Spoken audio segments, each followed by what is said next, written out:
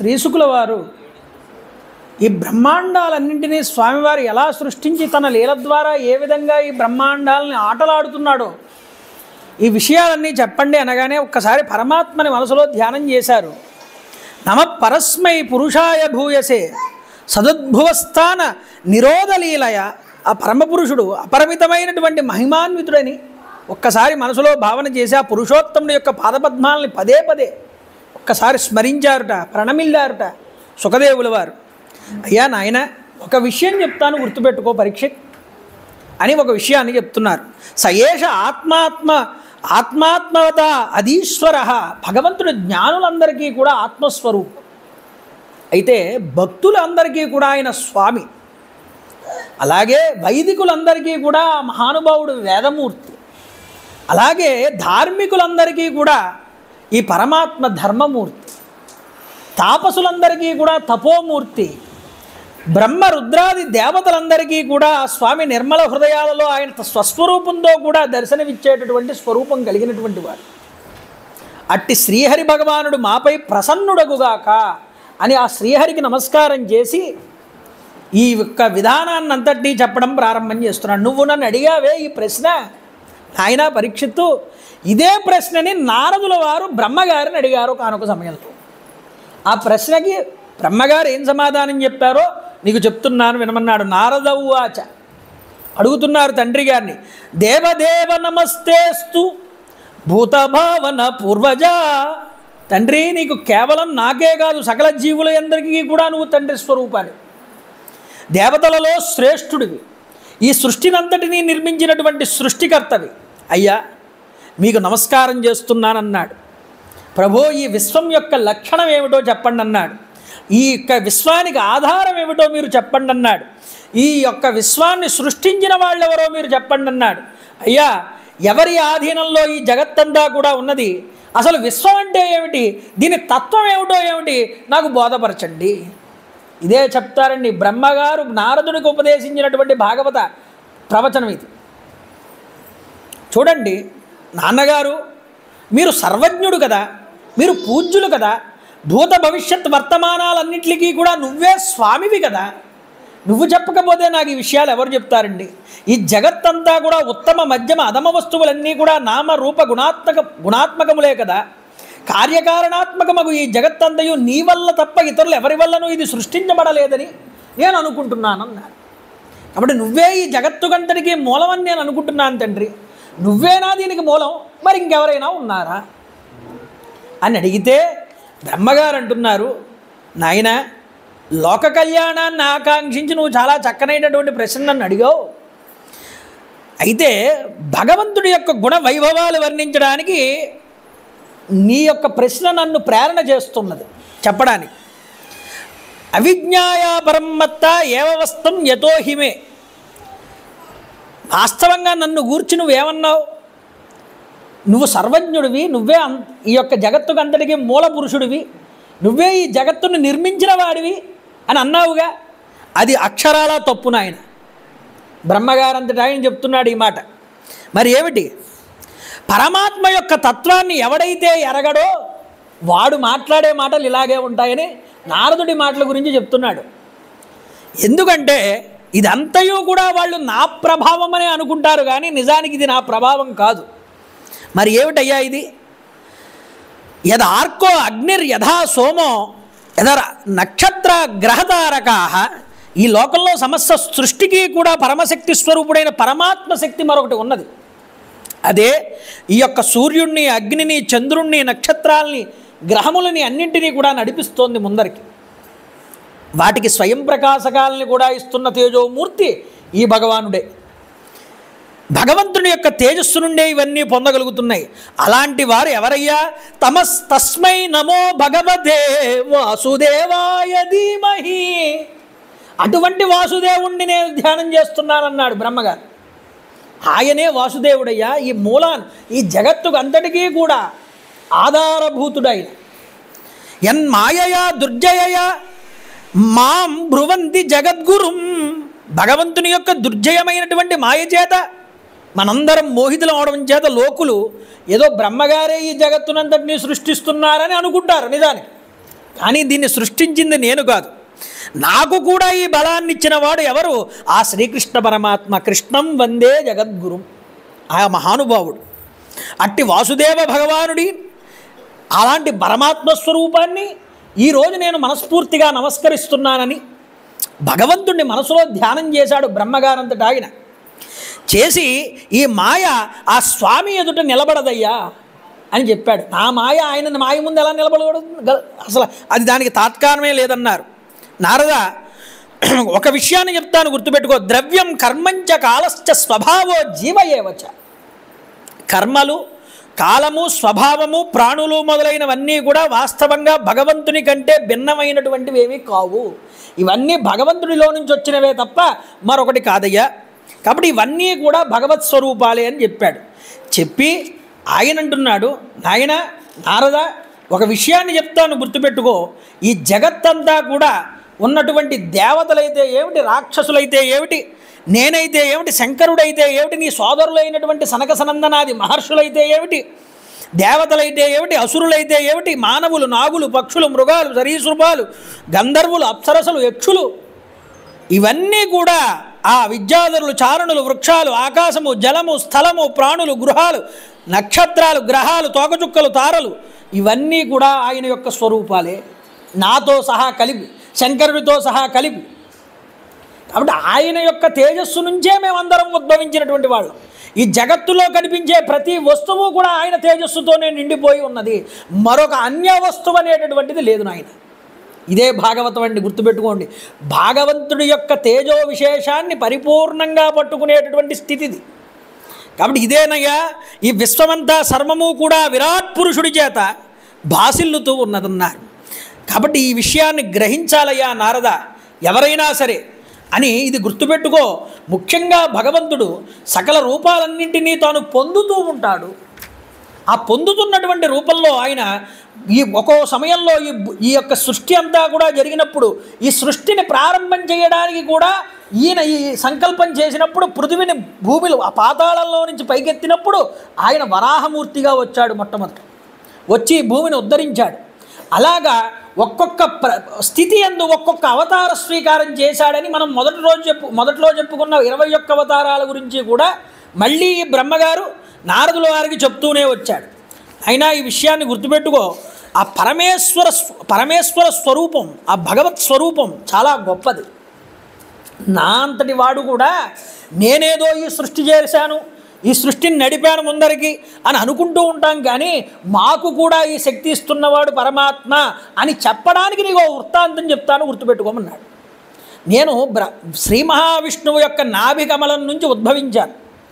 ఉద్భవించినప్పుడు నాకు సృష్టి అంతా కూడా ప్రళయ జలాలతో నిండిపోయి ఉన్నది. ఆ సమయంలో నాకు ఈ సృష్టిని ఎలా ప్రారంభం చేయాలో నాకు ఏమీ తెలియలేదు. ఆ సమయంలో నేను ఈ కమలంలోనే కూర్చుని సృష్టి నిర్మాణం గురించి ఆలోచిస్తూ ఉండగా అప్పుడు నాకు బ్రహ్మగారికి అశరీర వాక్కుగా ఒక మాట వినిపించిందన్నారు. ఏమిటేది అని. తప అనేటటువంటి అక్షరద్వయం 2 సార్లు నాకు వినిపించింది. అంటే తపకుర్యాత్, తపస్సు చేయవయ్యా. ఏమిటి తప యొక్క అర్థం ఏమిటయ్యా అంటే, ఇది నిర్గుణమైనటువంటి పరబ్రహ్మని నీ యొక్క మనసులో ఎందు ధ్యానము చెయ్యి అని చూపించడానికి ఇక్కడ చూపించారు. ఈ తప అనేటటువంటి అక్షరాలు త్యాగపురుషుడికి గొప్ప సంపదతో సమానమైనటువంటి వెంటండి. ఈ తప అనే అక్షరం అంటే ఏమిటంటే, అన్నీ విడిచిపెట్టిన వాడు తన మనస్సుని ఏకీకృతం చేసేటటువంటి వస్తువు ఏదైతే ఉన్నదో ఆ వస్తువు మీద ఎవడైతే సంలగ్నం అవుతున్నాడో దాన్ని తపస్సు అన్నారు. ఈ తప అనేటటువంటి అక్షరాలు త్యాగపురుషులకి సంబంధించిన గొప్ప సంపద అనేటటువంటి దానితో సమానము. అందువల్ల అన్నీ విడిచిపెట్టిన వాడికి తపస్సే గొప్ప సంపద, దీనికన్నా గొప్ప సంపద మరొకటి లేదు అని చూపించారు. కాబట్టి నాయన ఇక్కడ ఈ విషయాన్ని చెప్తున్నారు. ఈ 2 అక్షరములు వినబడినంతనే నాకు ఇది పలికినది ఎవరో నాకు తెలుసుకోవాలని అనిపించింది. అయితే బ్రహ్మదేవుడు 4 వైపులకి పరిచకించి ఒక్కసారి చూశాడు, ఎక్కడా కూడా ఎవరూ కనిపించలేదు. అయితే నాకు అర్థమైనది ఏమిటంటే, ఏకాగ్రచిత్తంతో పరమాత్మని దర్శనం చేస్తూ ఆయన్ని పట్టుకుని తపస్సు చేయమని నాకు అర్థమైంది. మనస్సుని, ప్రాణాలని, జ్ఞానేంద్రియాలని, కర్మేంద్రియాలని వశమునందుంచుకుని ఏకాగ్రచిత్తున్నై 1000 దివ్య సంవత్సరముల పాటు నేను తపస్సు చేశానయ్యా ఆ సమయంలో. ఓ నారద, ఇలా చేయడం వల్ల, ఆ తపప్రభావం వల్ల నాకు సకల లోకాలని కూడా ఒక్కసారి నిర్మించగలిగేటటువంటి ఆ శ్రీకృష్ణ పరమాత్మ నాకు దర్శనమిచ్చి ఆయన పరంధామాన్ని నాకు దర్శనం చేయించాడు అన్నాడు. అంటే బ్రహ్మగారికి అసలు సృష్టి అంటే ఎలా ఉంటుందో తెలియదుగా. ఈ సృష్టి అంటే ఇలా ఉండాలయ్యా అని ఆయన ధామాన్నే చూపించాట స్వామి. అందువల్ల ఆయన ధామాన్ని ఒక్కసారి చూశాడు. చూడగానే శుద్ధ సత్వమయమైనటువంటి ఆ లోకాన్ని కాలప్రభావం కానీ మాయా ప్రభావం కానీ అది చుట్టముట్టదు. ఆ యొక్క లోకం అలాంటిది. అది పరమాత్మ కాలస్వరూపుడండి. కాలమే ఆయన అని ఎలా చెప్పగలరయ్యా? ఈ లోకంలో కాలంలో జరిగేటటువంటి ఏ సన్నివేశాన్నైనా భగవంతుడు తన యొక్క స్వరూపంలో దర్శనం చేయించగలడు. ఎప్పుడో ఎక్కడో జరిగిపోయినటువంటి వరాహావతార కదో రామావతార కదో మనం ఇప్పుడైనా దర్శనం చేయొచ్చుట. భగవంతుడి యొక్క కాలమునందు ఆయన ఎందు ఎప్పుడూ అది భాసిల్లుతూ ఉంటుంది. అందువల్ల ఆయన భూత భవిష్యత్తు వర్తమానాలకు అతీతుడయ్యా. జరగబోయేది ఆయనలో ఉన్నది, జరిగేది ఆయనలో ఉన్నది, జరుగుతున్నది ఆయనలో ఉన్నది. కాబట్టి కాలస్వరూపుడు ఎవరు? భగవంతుడే. కాబట్టి అటువంటి భగవంతుడు ఈరోజు సత్వమయమైనటువంటి ఆయన లోకాలని, ఆయన పార్షదుల్ని నాకు దర్శనం చేయించారు. ఎలాంటి వైకుంఠం? గొప్పదైనటువంటి లక్ష్మీదేవితో తులదూగుతున్నటువంటి వైకుంఠం. అది దివ్యధామం. ఆ లక్ష్మీనారాయణుల్ని దర్శనం చేయగానే నాకు జ్ఞానోదయం అనేటటువంటిదే అంకురించింది. ఆ పరమేశ్వరుణ్ణి దర్శించినంతనే బ్రహ్మదేవుడి యొక్క హృదయం అనేటటువంటిది ఆనందపూరితమైపోయింది. ఆనందంతో నిండిపోయి తనువు పులకించింది. నేత్రములు ప్రేమతో నిండిపోయాయి. భగవత్ పాదార విందముల యందు ఒక్కసారి శిరస్సు వంచి తాటించి నమస్కారం చేశారు బ్రహ్మగారు ఆ శ్రీ మహావిష్ణువుకి. బ్రహ్మదేవుడు వెంటనే ఇలా ఎప్పుడైతే నమస్కారం చేశారో ఆయన చేతితో ముట్టుకున్నారట శ్రీ మహావిష్ణువు బ్రహ్మగారిని. ముట్టుకుని ఒక్కసారి స్పృశించగానే ఆయన్ని ఏం చేశారు? అయ్యా, నువ్వు ఈ సృష్టిని అంతటినీ నిర్మించు, నిన్ను అనుగ్రహిస్తున్నాను. ఎలాంటి సృష్టి అయ్యా? ఎన్నో బ్రహ్మాండాలు ఉన్నాయి ఈ లోకంలో. ఒక్కొక్క బ్రహ్మాండానికి ఒక్కొక్క బ్రహ్మ నిర్మిస్తూ ఉన్నాడు ఈ బ్రహ్మాండాల్ని. ఎంతమంది బ్రహ్మల్ని ఆయన అనుగ్రహించుంటాడు ఇప్పటివరకు? అందులో నేను ఒకణ్ణి అని చెప్తున్నాడు నారదుడికి. కాబట్టి గుర్తుపెట్టుకో నాయన, అలా నన్ను ఈ యొక్క బ్రహ్మాండాన్ని సృష్టించడానికి నన్ను అనుగ్రహించాడు స్వామి.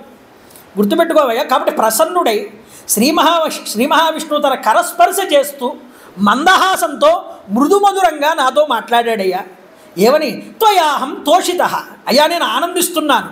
నువ్వు సృష్టి కార్యక్రమాన్ని చేయి, సంసిద్ధుడుగా పెద్ద కాలం చాలా నిష్ఠతో తపస్సు చేసావుగా, నువ్వు నీ తపస్సును చూసి నేను ఆనందించానన్నాడు. అందువల్ల భక్తి శ్రద్ధలకు లోనై నువ్వు చక్కగా ఈ తపస్సు చేసినందుకు గాను నన్ను సంతోషపెట్టావు. నిజంగా నీలాగా నన్ను ఎవరూ సంతోషపెట్టలేరు చెప్పి అన్నాడు ఆయన. మానవులు ఎంతటి తపస్సు అనరించినా వారికి నా దర్శనం అనేటటువంటిది దొరకడం అనేటటువంటిది చాలా కష్టం. నా వైకుంఠలోక దర్శనం నా అనుగ్రహ ప్రభావం వల్ల మాత్రమే నీకు లభించింది. ఆ నా సంకల్పం వల్ల మాత్రమే తపశ్శబ్దం అనేటటువంటిది నీకు వినిపించింది. నువ్వు చేసినటువంటి తపస్సు నన్ను చాలా మంత్రముగ్ధుణ్ణి చేసింది. కాబట్టి ఆ తపస్సు వల్ల నాకు హృదయం అనేటటువంటి తపస్సునకు ఈ యొక్క నువ్వు తపస్సు చేసినటువంటి తపస్సుకు నేను ఆత్మస్వరూపం వంటి వాడిని అని చెప్పాడు ఆయన. కాబట్టి నాయన బ్రహ్మదేవ, నిన్ను నేను చూసి ఆనందిస్తున్నానయ్యా. ఈ సృష్టి స్థితిలో కొనసాగించడం అనేటటువంటిది అంతా ఉన్నదే ఇది నా తపప్రభావమే. అందువల్ల ఈ తపప్రభావం చేత నిన్ను సృష్టి చేయమని అనుగ్రహిస్తున్నాను అన్నాడు. అప్పుడు జగన్నాథ మహానుభావ వెంటనే బ్రహ్మగారు అంటున్నారు, అర్థిస్తున్నటువంటి నా యొక్క అభ్యర్థనను నువ్వు తీర్చవయ్యా అని నమస్కరించాట. ఏమని అంటే, నాకు ఒకే ఒక్క కోరిక ఉన్నది స్వామి. ఏమిటా కోరిక అంటే, నీ యొక్క సగుణ రూపము నీ యొక్క నిర్గుణ రూపము రెండు రూపాల యొక్క విశేషాన్ని నేను తెలుసుకోవాలని అనుకుంటున్నాను. దీని గురించి నాకు చెప్పండి, దీని గురించి నాకు వివరించండి, దీని అనుగ్రహాన్ని నాకు ప్రసాదించండి.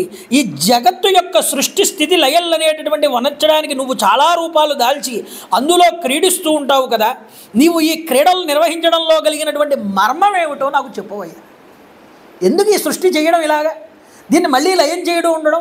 ఎన్నో బ్రహ్మాండాలు ఆకాశంలో పుడుతూ ఉంటాయి, అప్పటికప్పుడు మళ్ళీ నశించిపోతూ ఉంటాయి. ఇవన్నీ పుట్టిస్తున్నావు, పోషిస్తున్నావు, మళ్ళీ లయం చేసేస్తున్నావే, వీటన్నిటికీ ఏమిటి కారణభూతం? ఈ జగత్క్రీడని ఏమనుకోవాలి మేమందరం కూడా చెప్పమన్నాడు. కాబట్టి సృష్టి చేసేటటువంటి సమయమునందు కూడా నేను కర్తృత్వాది అభిమానము చేత ప్రభావితుడు కాకుండా నన్ను అనుగ్రహించు. నేనే చేశాను ఈ సృష్టి అంతా అనే ఈ నేను అనే భావం ఉన్నదే, ఈ నేను అనే భావాన్ని నా నుంచి తీసేయి. నా చేత నువ్వు చేయిస్తున్నావనే భావం నా మనసులో ఉండేలా చూడు స్వామి. ఒక చిన్న పని చేస్తే గొప్ప పని అనుకుని మనం నేనే చేశానండి ముందరకు వస్తాం. ఈ నేను అనే భావన తీయవయ్యా, ఇది నా చేత భగవంతుడు చేయించాడు. చాలామందికి ఉంటుందండి, వాడు చేసిన పనిని చూసి మనం పొగడకపోతే వాడు చాలా కోపాన్ని పొందేస్తూ ఉంటాడు, బాధపడిపోతూ ఉంటాడు. లేకపోతే ఎందుకు బాధపడుతుంది, నేను ఇంత కష్టపడి చేశాను, నన్ను ఎవడో గుర్తించట్లేదు అంటాడు. మీరు చూడండి, పట్టుకొని ఆశ్చర్యంగా ఉంటుంది కొన్ని విశేషాలు చూస్తే మనకి. ఏం గుర్తించాలి? గుర్తించేవాడు ఒకడు ఉన్నాడు నీ మనసులో, వాడు గుర్తిస్తే సరిపోదు, కాదు ఎవడో వీడిని గుర్తించాలంటాడు. కాబట్టి గుర్తుపెట్టుకోండి, ఎవడో గుర్తించడం కాదయ్యా, అసలు నేనే చేస్తున్నానన్న భావమే నా దగ్గరికి రాకూడదు. ఇదంతా నువ్వు చేస్తున్నావనే భావంలో నేను ఉండాలి తప్ప, స్వామి ఈ నేననే అహంకారం వచ్చిందా, ఇంతకన్నా అభిమానం కన్నా దారుణమైన విషయం మరొకటి లేదు. ఎందుకంటే అభిమానం సురాపానం. అభిమానం అనేది సురాపానం చేసినంత దోషం ఉంటుంది అభిమానం కలిగి ఉండడం, దానికన్నా దారుణమైంది మరొకటి లేదు. అభిమానం సురాపానం. అలాగే ఇక్కడ చేస్తున్నారు ఏమిటంటే గౌరవం రౌరవం తథా. గౌరవం కావాలి, నాకు ఎవరు గౌరవం ఇవ్వట్లేదు అనుకుని ఎదుటివాడి దగ్గర నుంచి గౌరవం అపేక్షిస్తావే, దీనికన్నా రౌరవమైన నరకం మరొకటి లేదన్నా.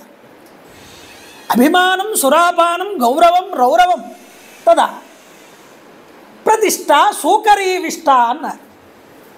ఇక ప్రతిష్ట ఉన్నదే, నాకు ఈ ప్రతిష్ట పలుకుబడి కావాలంటాడు ఒక్కొక్కడు. ఇది సూకరీవిష్ట అన్నారు. ఆడపంది పెంట అండి అన్నారు. ఇంతకన్నా దారుణమైందే ఉంది. మగపంది పెంట అనొచ్చుగా, ఆడపంది పెంట ఎందుకనాలన్నారు శాస్త్రంలో. ఆడపంది పెంట మగపంది పెంట ఎరువుకు ఉపయోగపడుతుంది ఒక్కొక్కసారి, ఆడపంది పెంట దానికి కూడా ఉపయోగపడుతుంది. అందువల్ల ఏమిటి అంటే ఆ సూకరీవిష్ట ప్రతిష్ట, నాకు ప్రతిష్ట కావాలని కూడా ఉన్నదే, దీనికన్నా దారుణమైనటువంటి పరిస్థితి మరొకటి లేదు. కాబట్టి భగవంతుడిని మనం ఏం ఆశించాలి అంటే భగవంతుడి దగ్గర నుంచి, అయ్యా భగవంతుడు ఇది నువ్వు నా చేత చేయించావు, దీనికి నేను కారకుణ్ణి కాదు, నేను దీనికి కారకుణ్ణి అన్నావా, దాని యొక్క కర్తృత్వ భోక్తృత్వాలతో కూడుకున్నటువంటి కర్మ ఫలితం అంతా నీకే వచ్చి చేరుతుంది. దీని రావడం వల్ల ఏమవుతుంది, దానికి వచ్చినటువంటి పుణ్యమైన పాపమైన రెండు అనుభవించి తీరాలి. ఆ పుణ్యం ఉన్నా అనుభవించాలి, పాపం ఉన్నా అనుభవించాలి. దానికోసం మళ్ళీ శరీరం ఎత్తాలి, దానికోసం మళ్ళీ మానవ శరీరం పొందాలి. పునరపి జననం పునరపి మరణం పునరపి జననీ జఠరేశయనం ఇహ సంసారే కలు దుస్తారే కృపయా పారే పాహి మురారే. స్వామి ఎన్ని రోజులు ఇలా తిప్పుతావయ్యా నన్ను, ఇలా ఎన్ని కాలం నేను ఇలా తిరుగుతూ ఉండాలి. కాబట్టి పదంతు శాస్త్రాన్ని యజంతు దేవాన్ కుర్వంతు కర్మాణి భజంతు దేవతా ఆత్మైక్యబోధేన వినా విముక్తి నసిద్ధ్యతి బ్రహ్మ శతాంతరేపి అన్నారు వివేక చూడమణిలో శంకరాచార్యులు వారు. నువ్వు ఎంత తపస్సు చేసినా, ఎన్ని క్రియలు చేసినా, ఎన్ని కర్మలు చేసినా బ్రహ్మ పరమాత్మను నేను ఒకడే అనే భావం నీలో కలగనంత వరకు నువ్వు ఈ మనుషుల యొక్క జీవన్ముక్తి మరణమునందు చక్రమునందు తిరుగుతూ ఉండవలసిందే. దీనికి మాత్రం విముక్తి లేదు. ఎప్పటిదాకా విముక్తి లేదు? బ్రహ్మ శతాంతరేపి 100 మంది బ్రహ్మలు వెళ్ళిపోయినా నీకు అందులో నుంచి విముక్తి రాదంట. బ్రహ్మ అంటే సాధారణమైన కాలం అండి, బ్రహ్మగారు ఆయుర్దాయం. అందుకనే ద్వితీయ ప్రార్థే బ్రహ్మగారు 2వ కోటాలో ఉన్నాడు, 50 ఏళ్ళు నింపుకుని. ఇప్పటికి ఎన్ని 50 సంవత్సరాలు పూర్తయ్యాయి. ఎన్ని ఒక కల్పం గడిస్తే ఒక పూట కింద లెక్క బ్రహ్మగారికి. అలాంటి కల్పాలు ఎన్ని వెళ్ళిపోతాయి? 50 సంవత్సరాలు అవుతాయి. అలాంటి బ్రహ్మలు 100 మంది అవ్వాలట. అంత అయినా సరే నువ్వు మళ్ళీ ఈ యొక్క జీవుడి యొక్క చక్రంలో పడి బయటకు వస్తావా రావా అన్నది చాలా సందేహం రా. ఇది ఆలోచించుకోండి.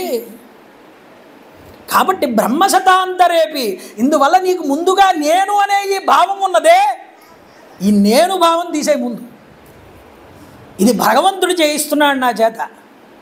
ఏది చేసినా ఇదే అనుకో, గట్టిగా అనుకో. నేను చేయట్లేదు స్వామి, ఇది నువ్వు చేయిస్తున్నావు నా చేత, నువ్వు ఎలా చేస్తే అలా చేస్తాను. ఇది నీ యొక్క ప్రసాదం, నువ్వు ఎలా నడిపితే అలా నడుపు, నువ్వు ఎలా చెప్పిస్తే అలా చెప్తా, నేను చెప్పేవాడిని కాదు. ఇలా అనుకో, ఆయనే చెప్పిస్తాడు నీ చేత, నీకు వచ్చినా రాకపోయినా చెప్పిస్తాడు. అందువల్ల భగవంతుడి మీద ప్రేమతో, భగవంతుడి మీద ఇష్టంతో భగవంతుడు నా చేత చెప్పిస్తున్నాడు. నేను చెప్తున్నది భగవంతుడే వింటున్నాడు, మరొకళ్ళు వినట్లే. భగవంతుడే వింటూ ఇంకా నాకు ఇబ్బంది ఏముంది? తప్పులు ఏమైనా ఉంటే ఆయన సరి చేస్తాడు. కాబట్టి ఏమిటి అంటే ఈ భావం కలిగినప్పుడు మనిషికి వాడు గొప్ప స్థితికి వెళ్తాడయ్యా, భగవంతుడిని దర్శిస్తాడయ్యా. ఇది చెప్తున్నారండి బ్రహ్మగారు, అందుకుని కోరుకున్నారు ఆయన్ని. అందుకని వెంటనే ఈ మాట ఎప్పుడైతే అడిగాడో ఆయన చతుశ్లోకి భాగవతం అని 4 శ్లోకాలతో ఒక భాగవతాన్ని శ్రీ మహావిష్ణువు బ్రహ్మగారికి ఉపదేశం చేస్తున్నాడు. చూడండి, అహమేవా సమేవాగ్రే నాణ్యత్ యత్ సదసత్పరం. ప్రారంభం చేస్తూ చెప్తున్నాడు, నాయన గుర్తుపెట్టుకో, బ్రహ్మ సృష్టికి మొదట ఉన్నది నేనే, అంచమునందున్నది నేనే, సృష్టి నడుస్తున్నప్పుడు ఉన్నది కూడా నేనే, నేను తప్ప మరొక వస్తువు అనేటటువంటిది లేదన్నాడు. కాదు, నీవు ఈ దేహ దృష్టితో కల్పించుకున్నటువంటి ఈ కాలం కూడా నాదే అని అన్నాడు. నాలోనే నువ్వు చూస్తున్నావు ఈ కాలాన్ని, ఈ కాలానికి నేను అతీతుడని, ఈ కాలాన్ని కూడా నువ్వు నాలోనే చూస్తున్నావు, భూత భవిష్యత్ వర్తమానాలు కూడా నువ్వు నాలోనే చూడగలవు. నేను మాత్రం ఎలాగుంటే అలాగే ఉంటాను, నాలో మార్పు ఉన్నదన్నారు. నాకంటే వేరే ఏ స్థూల స్థితి కూడా లేదు, సూక్ష్మము కానీ చరము కానీ అచరము కానీ ఏదీ లేదు, అంతా కూడా నేనేనన్నా. ఆయన మొదట ఉన్నది నేనే, తర్వాత ఉన్నది నేనే, ఏదైతే ఉన్నదో ఇదంతా కూడా ఈ సృష్టిలో అదంతా నేనే. అవశిష్టతత్వం గురించి మాట్లాడుతున్నాడండి స్వామి. చూడండి, నాకంటే అతిరిక్తమైనటువంటి సత్తా వస్తువు ఏది, స్థితి ఏది కూడా లేదు. అందువల్ల ఏదది లేదో దాన్ని మనం చూపించడం అనేటటువంటిది ఉన్నదే, దీన్ని మాయ అంట. లేని దాన్ని చూపించడం, ఉన్నదాన్ని కప్పివేయడం, ఉన్నదాన్నే మాయాస్వరూపం అని చెప్తారు. ఇది నా యొక్క విలాసం వల్ల వచ్చింది అని అన్నారు. చూడండి, కాబట్టి మాయ ఏం చేస్తోంది? లేని దాన్ని ఉన్నట్లుగా చూపిస్తోంది. జగత్తు ఉన్నదా? ఇదంతా కల్పితం, మాయ. నిద్రపోతున్నావు రాత్రి, ఈ జగత్తంతా ఏమైపోయిందయా? లేదు. రాత్రి మంచి కలకన్నావు, ఒక సింహం నిన్ను తరుగుకుంటూ వచ్చింది, పరిగెత్తావు, చెట్ల మధ్య దాక్కున్నావు, బాగా చెమట్లు పట్టేశాయి, ఒక్కసారి మెలకువ వచ్చింది. ఆ చెట్లు లేవు, ఆ సింహము లేదు, ఆ పరిగెత్తినటువంటి ఆయాసము లేదు.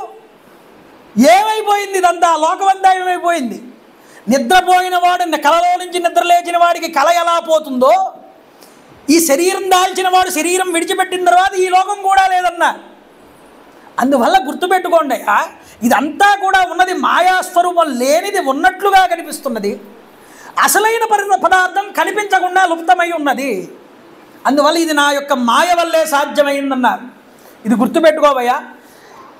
యథా భాసో తదా తమః, ఇదే నా యొక్క మాయాస్వరూపం అన్నారు స్వామి. ఈ తయారైన బొమ్మలన్నీ కూడా మనిషిని కానీ, పశుపక్షాదులు కానీ, లతా వృక్షాలు కానీ అన్నీ పంచభూతాలతో నిండి ఏర్పాటు చేయబడినవే. ఇవన్నీ పంచభూతాల సృష్టీకరణలో వచ్చినవే ఇవన్నీ కూడా. ఇది కూడా గుర్తుపెట్టుకోవాలి. మట్టిలో నీరు, నీరులో అగ్ని, అగ్నిలో వాయువు, వాయువులో ఆకాశం ఉన్నది. ఇలా కూర్చున్నామండి కదలకుండా, నీలో ఏ విధమైనటువంటి ఇబ్బంది ఏమి ఉండదు. లేదు, ఒక్కసారి ఈ యొక్క శరీరాన్ని ఒక్కసారి పైకి లేపి పరిగెత్తడం మొదలుపెట్టావు, నిశ్చలంగా ఉన్నప్పుడు ఆకాశ స్థితిలో ఉన్నావు. ఒక్కసారి పరిగెత్తడం మొదలు పెడితే నీలో ఒక్కసారి లోపల అగ్ని అనేటువంటి వేడి వచ్చింది బాడీలో నుంచి. ఆ వేడి వల్ల ఏమైంది? నీరు పుట్టింది, చెమట వచ్చింది. ఆ చెమట ఏమైంది? మట్టి కింద మారింది, ముద్ద. అంటే ఏమిటయ్యా? ఆకాశంలో నుంచి నీలో అగ్ని పుట్టింది, అగ్నిలో నుంచి మళ్ళీ ఆ గతి వల్ల ఏం జరుగుతోంది? చెమట పట్టి నీరు పుట్టింది, ఆ నీరు పుట్టిలోంచి మళ్ళీ ఆ నీరేమైంది? మట్టి కింద మారింది. అంటే నువ్వు నీలో శరీరంలో నుంచే ఆకాశంలో నుంచి అగ్ని పుట్టి నీరు పుట్టిలోంచి మళ్ళీ మట్టి వస్తుంది. మరి ఈ సృష్టిలో అలా వచ్చింది అంటే నువ్వు ఎందుకు నమ్మలేకపోతున్నావు? ఇది గుర్తుపెట్టుకోవాలి. ఆకాశాత్ వాయు, వాయోరగ్ని, ఎలా వచ్చింది ఇదంతా? ఇది భగవంతుడి యొక్క సృష్టి విలాసం. ఇదంతా పంచభూతాలతో నడుస్తోందన్నారు స్వామి. ఇదే చతుశ్లోకి భాగవతం అండి. బాగా అర్థం చేసుకోవాలి ఈ భాగవతాన్ని. చూడండి, చెప్తున్నారు. అందువల్ల ఇక్కడ ఏం జరుగుతోందంటే, మనకి శాంతంగా కూర్చుని ఉంటే ఆకాశంలో స్థితి ఉన్నది కాబట్టి పరిగెట్టాం, గతి వచ్చింది. గతి వల్ల ఏమైంది? శరీరం వేడెక్కింది, వేడి వల్ల చెమట పట్టింది, చెమట వల్ల నుంచి మట్టి వచ్చింది. అలాగే ఈ పంచభూతాలతో కల్పితమైనటువంటి విశ్వసృష్టి అంతా కూడా ఆకాశము, వాయువు, వాయువు నుంచి అగ్ని, అగ్ని నుంచి తేజస్సు, తేజస్సు నుంచి ధారణ, ఇవన్నీ జరుగుతున్నాయి. ఇదే క్రమంగా విశ్వసృష్టిలో నేను నుండి అంతా కూడా ఉద్భవిస్తున్నది. నీ శరీరం నుంచి 5 ఎలా ఉద్భవించాయో ఈ జగత్ సృష్టిలో నేను అనేటటువంటి స్వామి దగ్గర నుండే ఈ మొత్తం అన్నీ ఉద్భవిస్తూ వస్తున్నాయి. నువ్వేమైనా తయారు చేసావా లోపల వేడిని? నువ్వేమైనా తయారు చేసావా చెమటని? నువ్వేమైనా తయారు చేసావా చెమటని మట్టి కింద? ఇదంతా మార్చినవాడు పరమాత్మ అయినప్పుడు ఈ జగత్తులోనంతా మూల వస్తువుని తయారు చేసినవాడు జగన్నాథుడే, అది నేనే అని చెప్తున్నారు స్వామి. ఇది గ్రహించాలండి, తత్వాన్ని పట్టుకోమని చెప్పారు. అందువల్ల ఈ ప్రకారంగా విశ్వసృష్టిలో నేనున్నానయ్యా, నాకంటే వేరైనదనేటటువంటిది ఏదీ లేదు. నాణ్యదస్తి సనాతనం, ఇదే అమ్మవారు కూడా చెప్పారు, ఇదే భగవంతుడు కూడా చెప్తున్నారు. అతిరిక్తమైనటువంటి వస్తువు ఏది కూడా లేదు. అదే చెప్తున్నారు ఇంకొక మాటగా ఇక్కడ, యదా మహంతి భూతాని భూతేషుశ్చావచేష్వసు ప్రవిష్టశ్చ ప్రవిష్టాని తథా తేషు నతేష్వహం.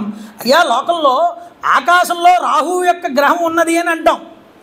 నిజానికి ఆ రాహుగ్రహాన్ని కనుక చూస్తే కనిపిస్తాడా?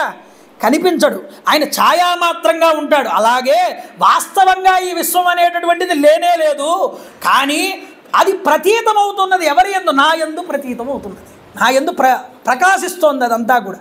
నిజానికి ఇది లేదు అని తెలుసుకోవాలి. ఇదియే నా యొక్క మాయా అని తెలుసుకోవయా బ్రహ్మదేవా అని చెప్తున్నారు. కనుక పరమాత్మ తత్వానుభూతి కలగడానికి విద్య ద్వారా అవిద్యని పారద్రోలకోవాలందరూ కూడా. ఈ విద్య ఈ జ్ఞానం వల్ల ఏమవుతుంది? ఈ అజ్ఞానం అనేటటువంటిది పక్కకు పోతుంది. అంటే ఇవన్నీ కల్పితములు తప్ప వాస్తవములు కాదు. భగవంతుడి మాయ ద్వారా కల్పితాలని, అవిద్యని నిజమని చూపిస్తున్నాడు. అవి నిజమైనటువంటి ఆత్మజ్ఞానాన్ని మరుగుపరుస్తున్నాడు ఈ యొక్క మాయ వల్ల అని తెలుసుకున్నటువంటి రోజున ఇదంతా అశాశ్వతమే అన్న స్థితి నీకు కలుగుతుంది. ఏతావాదేవ జిజ్ఞాస్యాం తత్వ జిజ్ఞాసునాత్మనః అన్వయ వ్యతిరేకాభ్యాం యత్స్వాత్ సర్వత్ర సర్వదా. నువ్వు తిండి, బట్ట, నీ పదవి, నీ అధికారం, ఇవన్నీ కేవలం వీటి గురించి హృదయంలో ఆలోచిస్తే ధనహాని, రోగము, మృత్యువు అనేటటువంటి భయాలు నీకు కలుగుతూ వస్తున్నాయి. ఎప్పుడైతే ఈ విషయ సుఖాల మీద, వాంఛల మీద మనసు వెళ్ళిపోతున్నదో అప్పుడే కదా నీకు ఇవన్నీ ప్రారంభమవుతున్నాయి. ఎవడు నా డబ్బును కాజేస్తాడు? ఇక్కడ భాగవతం వింటూనే ఉంటాడు, అక్కడ ఇంటి దగ్గర ఎలా ఉన్నా తాళాలు సరిగ్గా వేసామా లేదా, లేకపోతే ఏ దొంగలో పడితే పరిస్థితి ఏమిటి, ఈ ఆలోచనలో ఆలోచిస్తూ ఉంటాం. లేదా ఏమయ్యా రోగం, ఈ ఒంటి మీద రోగం వస్తుంది, ఈ రోగానికి తగ్గితే ఏ కథ వింటే బాగుంటుంది అనుకుంటాం. రోగం తగ్గడానికి కథ ఎందుకయ్యా? నిన్ను నువ్వు ఉద్ధరించుకోవడానికి కథ కావాలి, కానీ రోగం ఉంటే ఏమిటి, పోతే ఏమిటి? అసలు మానవ శరీరమే స్థిరం కాదు కదా. అంతేకాదు మృత్యువుకు భయపడతాడు మానవుడు. ఈ మృత్యువు కూడా ఏమిటి? ఇది కూడా నీ అందు యొక్క కల్పితమే, ఇది కూడా ఆ అవిద్యయే. అసలు మృత్యువేమిటయా? మృత్యువే లేదన్నాడు.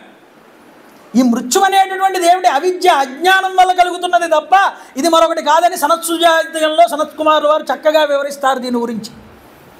కాబట్టి మృత్యు అనేటటువంటి భయం కలుగుతుందో, ఎవడి దృష్టి సత్యానుసంధానం వైపుకు వెళ్ళదో, జ్ఞానం వైపుకు వెళ్ళదో, వారి జీవితాలన్నీ కూడా ఎలా గడిచిపోతాయంటే తెలియకుండా మత్తుగా గడిచిపోతాయన్నాడు.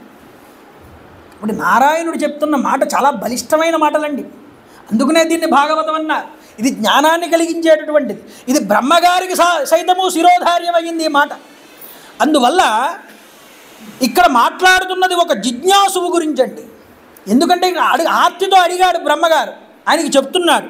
ఎవరైతే అసలైన దాన్ని సత్యవస్తువుని తెలుసుకోలేకపోతున్నారో, ఎవరి హృదయంలో నా జీవితం ఇంత మంచిది లభించింది, బుద్ధి ఉన్నది, అయినా సత్యం అంటే ఏమిటో తెలియనటువంటి పరిస్థితి వచ్చిందే అనే బాధ ఉన్నదో, ఈ విధంగా అజ్ఞానం అనేటటువంటి వేదన ఎవరి హృదయాల్లో ఉంటుందో వారి కొరకై భగవంతుడు బ్రహ్మదేవుణ్ణి నిమిత్తంగా చేసుకుని, ఒరే నాయన ఇదిరా సత్యం, ఇదిరా అసత్యం అని చెప్పడానికి ఈ బోధన చేస్తున్నాడు ఇక్కడ. కాబట్టి బ్రహ్మగారిని అడ్డుపెట్టి ఏం చూపిస్తున్నారు? అయ్యో, ఈ సత్య వస్తువుని ఎలా తెలుసుకోవాలో అజ్ఞానంలో తెలియనటువంటి మానవులకి శ్రీ మహావిష్ణువు ఉపదేశం చేస్తున్నారు ఇక్కడ. అందువల్ల ఏది లేకపోయినా అది ఉన్నదో ఆ సత్యవస్తువును నువ్వు తెలుసుకోవడానికి ప్రయత్నించవయ్యా అని శ్రీ మహావిష్ణువు ఈ విధంగా చతుశ్లోకి భాగవతాన్ని బోధించారు. ఎవరికి? ఆ యొక్క బ్రహ్మగారి.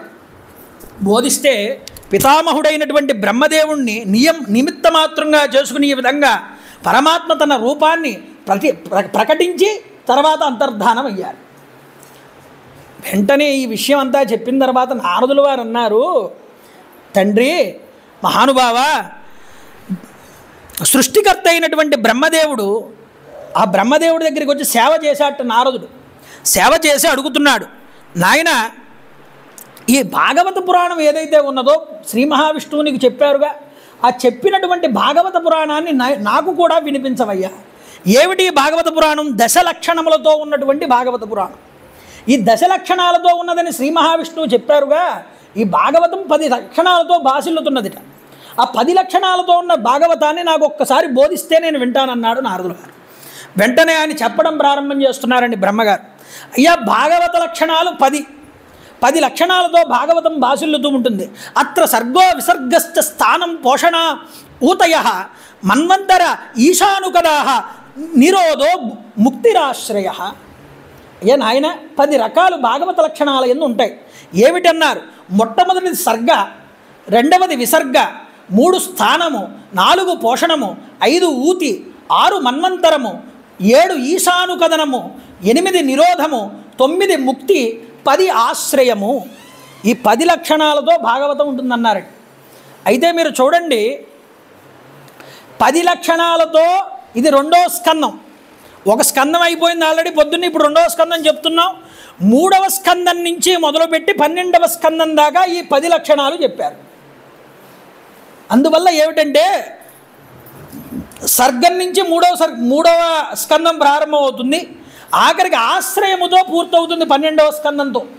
ఈ 10 లక్షణాలు ఒక్కొక్క స్కందంలో దాని లక్షణాలని ప్రతిపాదన చేస్తూ ఈ భాగవతాన్ని పూర్తిగా వివరించారండి సుఖమహర్షి వారు పరీక్షిత్తుకు.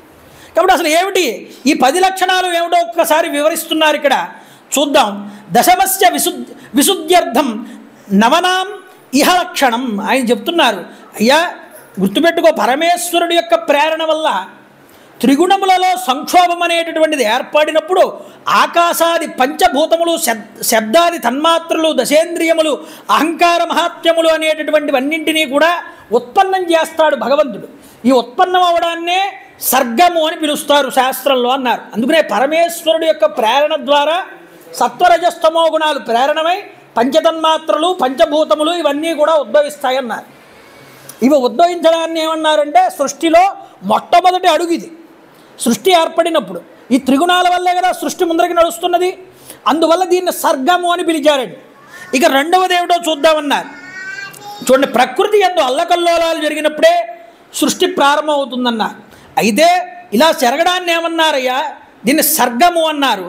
అయితే రెండవది ఏమిటి అంటే విరాట్ పురుషుడి నుంచి ఉద్భవించినటువంటి బ్రహ్మదేవుడు వివిధ చరాచర సృష్టి అంతా ఉన్నదే, దీనిని విసర్గము అన్నారు. అంటే ముందు పంచతన్మాత్రలు ఏర్పడి, పంచభూతములు ఏర్పడి, త్రిగుణాలు ఏర్పడి, వీటి ద్వారా సృష్టి జరుగుతున్నది. ఈ సృష్టిని ఏమన్నారన్నారంటే విసర్గము అని పిలిచారు. అయ్యా, అడుగడుగునా వినాశనం అయిపోతున్నటువంటి సృష్టిని ఒక మర్యాదగా ఏదో మొక్కకు అంటుకట్టినట్లుగా ఒక పద్ధతిలో నడుపుతున్నాడే, ఇలా పద్ధతిగా నడుపుతున్నటువంటి విష్ణు భగవానుడు యొక్క శ్రేష్టత్వం ఏదైతే ఉన్నదో దానిని స్థానము అన్నారయ్యా. కాబట్టి భగవంతుడు ఎంత శ్రద్ధగా సృష్టిని ఒక గొప్పదైన పద్ధతిలో నడుపుతున్నాడో దీనిని మనకి స్థానము అని చూపించారు. స్థానలీల అంటారు దీన్ని.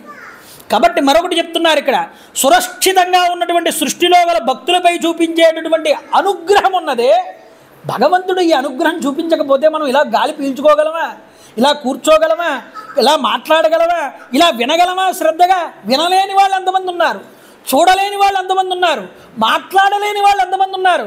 ఇన్ని అనుగ్రహ విభూతులు మనకి ఇస్తున్నాడే, దీనినే పోషణం అన్నారయ్యా అన్నారు. దీనిని పోషణ లీల అన్నారు. చూడండి, ఇక్కడ మరొక మాట చెప్తున్నారు, మన్వంతరాధిపతులకి మహాత్ములు ప్రజాపాలనం ద్వారా అనుష్ఠించేటటువంటి ధర్మం ఉన్నదే, ఈ ధర్మాన్ని మన్వంతరములు అని అన్నారు. జీవుల వాసనలు వారి కర్మల ద్వారా వారినే బంధనములలో పడివేస్తూ ఉంటుంది. ఆ కర్మ వాసనలను ఏమన్నారు అంటే, ఏ పని అయితే చేయడం వల్ల మనకి కర్మ అంటుకుంటున్నదో, ఆ కర్మ వల్ల మళ్ళీ మనకి ఏ జన్మ అయితే వస్తున్నదో వీటన్నింటినీ ఊతులు అన్నారు. కర్మల వల్ల జీవులు మళ్ళీ జన్మలు ఎత్తేటటువంటి పరిస్థితి, దీన్ని ఊతులు అన్నారు. దీన్ని తర్వాత భగవంతుడి యొక్క వివిధ అవతారాల యొక్క అనన్య భక్తులైన సత్పురుషుల యొక్క కథలున్నాయే, ఈ సత్పురుషుల భాగవతుల యొక్క కథల్ని ఈశాను కథలు అన్నారు. ఈ విధంగా చెప్పారు.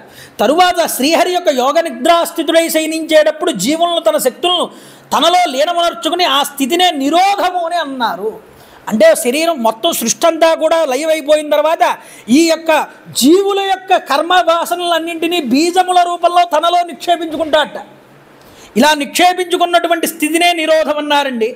ఇక జీవుడు తనలో ఆరోపించబడినటువంటి కర్తృత్వ భోక్తృత్వ భావన అనేటటువంటిది ఉన్నదే, ఆ అశాశ్వతమైనటువంటి పదార్థాలతో అహంకార మమకారాలు అనేటటువంటివి పెంచుకుంటూ ఉంటాడు.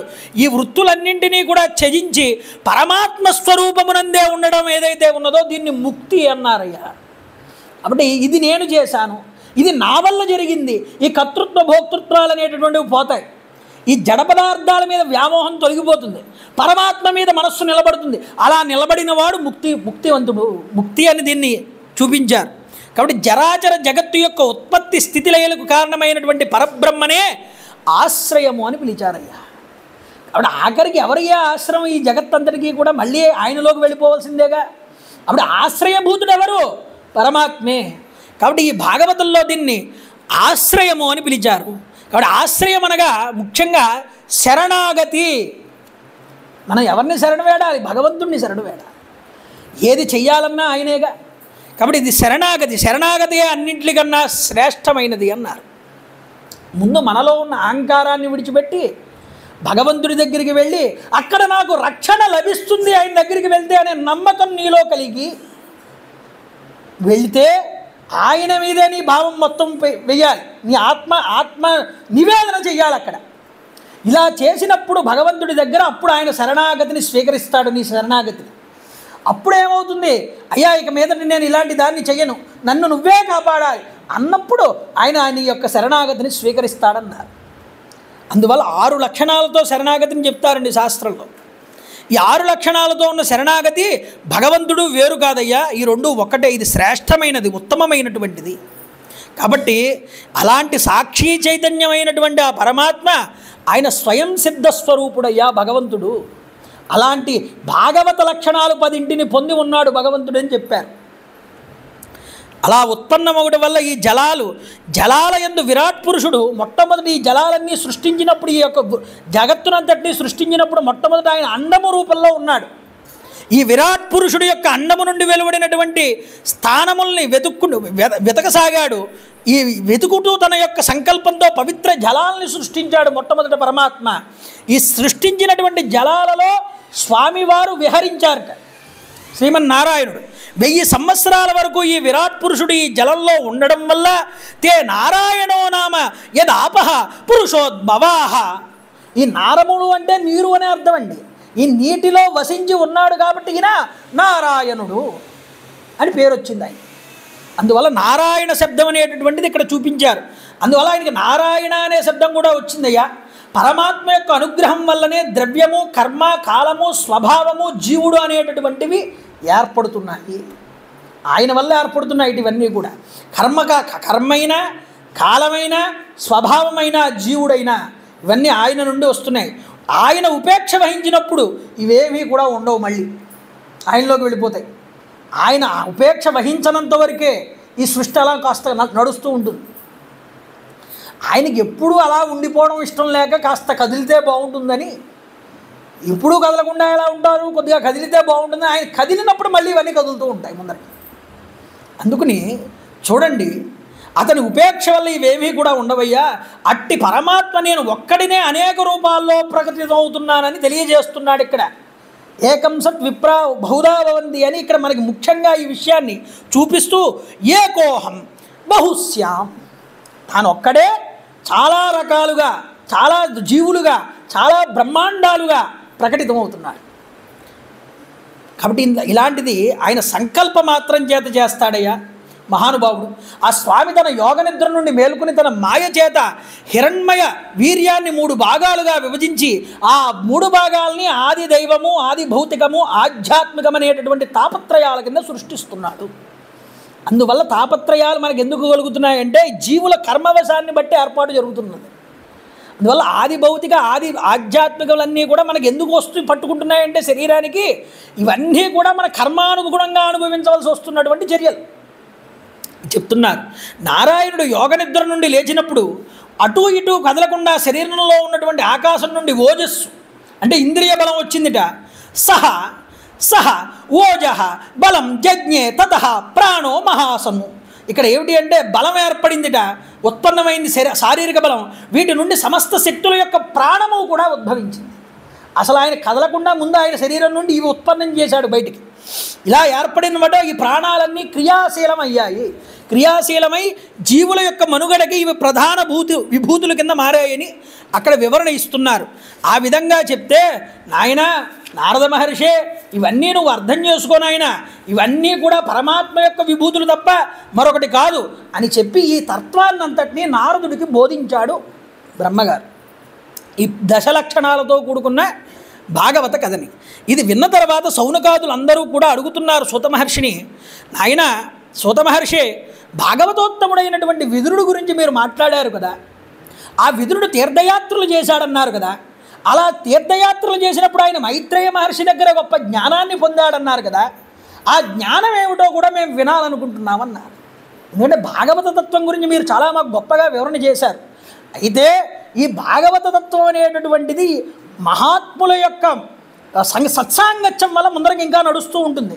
ఆ సత్సాంగత్యం నందు మైత్రేయ మహర్షి ద్వారా విదురుడు పొందిన జ్ఞానం గురించి మాకు చెప్పండి అని వాళ్ళు అడిగితే మైత్రేయ మహర్షి యొక్క ఆధ్యాత్మిక విశేషాలన్నింటినీ చర్చించడం ప్రారంభం చేస్తున్నారు. ఇక్కడ మనం 3వ స్కందంలోకి అడుగు పెడుతున్నాం. చూడండి, ఈ స్కంధాన్ని మనం ఏమంటామో చూస్తున్నారు. దీనిని సర్గము అన్నారు. ఇందాక చెప్పారుగా 10 లక్షణాలు. మొట్టమొదట 3వ స్కందాన్ని సర్గము అన్నారు. ఈ సర్గం అంటే ఏమిటి? పరమేశ్వరుడి ప్రేరణ వల్ల ప్రకృతిలో త్రిగుణములు ఏర్పడడం. త్రిగుణములు అంటే సత్వరజస్తమో గుణాలు ఏర్పడి వివిధ ప్రకారములైనటువంటి సృష్టిలన్నీ కూడా ఏర్పడతాయి. ఈ సృష్టిని ఏర్పాటు చేసే విధానాన్నే సర్గము అని పిలిచారు. గట్టిగా పట్టుకోవాలి. ఇది శాస్త్రం అండి. భాగవతం అనేటటువంటిది ఏదో కథా విశేషం కింద వినేసి వెళ్ళిపోయామనుకోవడం కాదు. శాస్త్ర దృష్టిలో కూడా దీన్ని వినాలి. అందుకనే వేదం, పురాణం, కావ్యం 3 ఇందులో కనిపిస్తాయి మనకి. అందువల్ల ఇక్కడ ఏం చెప్తున్నారు?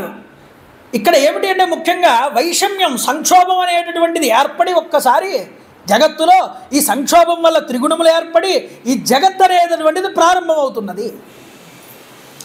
లోకంలో జగత్తులో 2 రకాలైనటువంటి సృష్టిలు ఉంటాయి.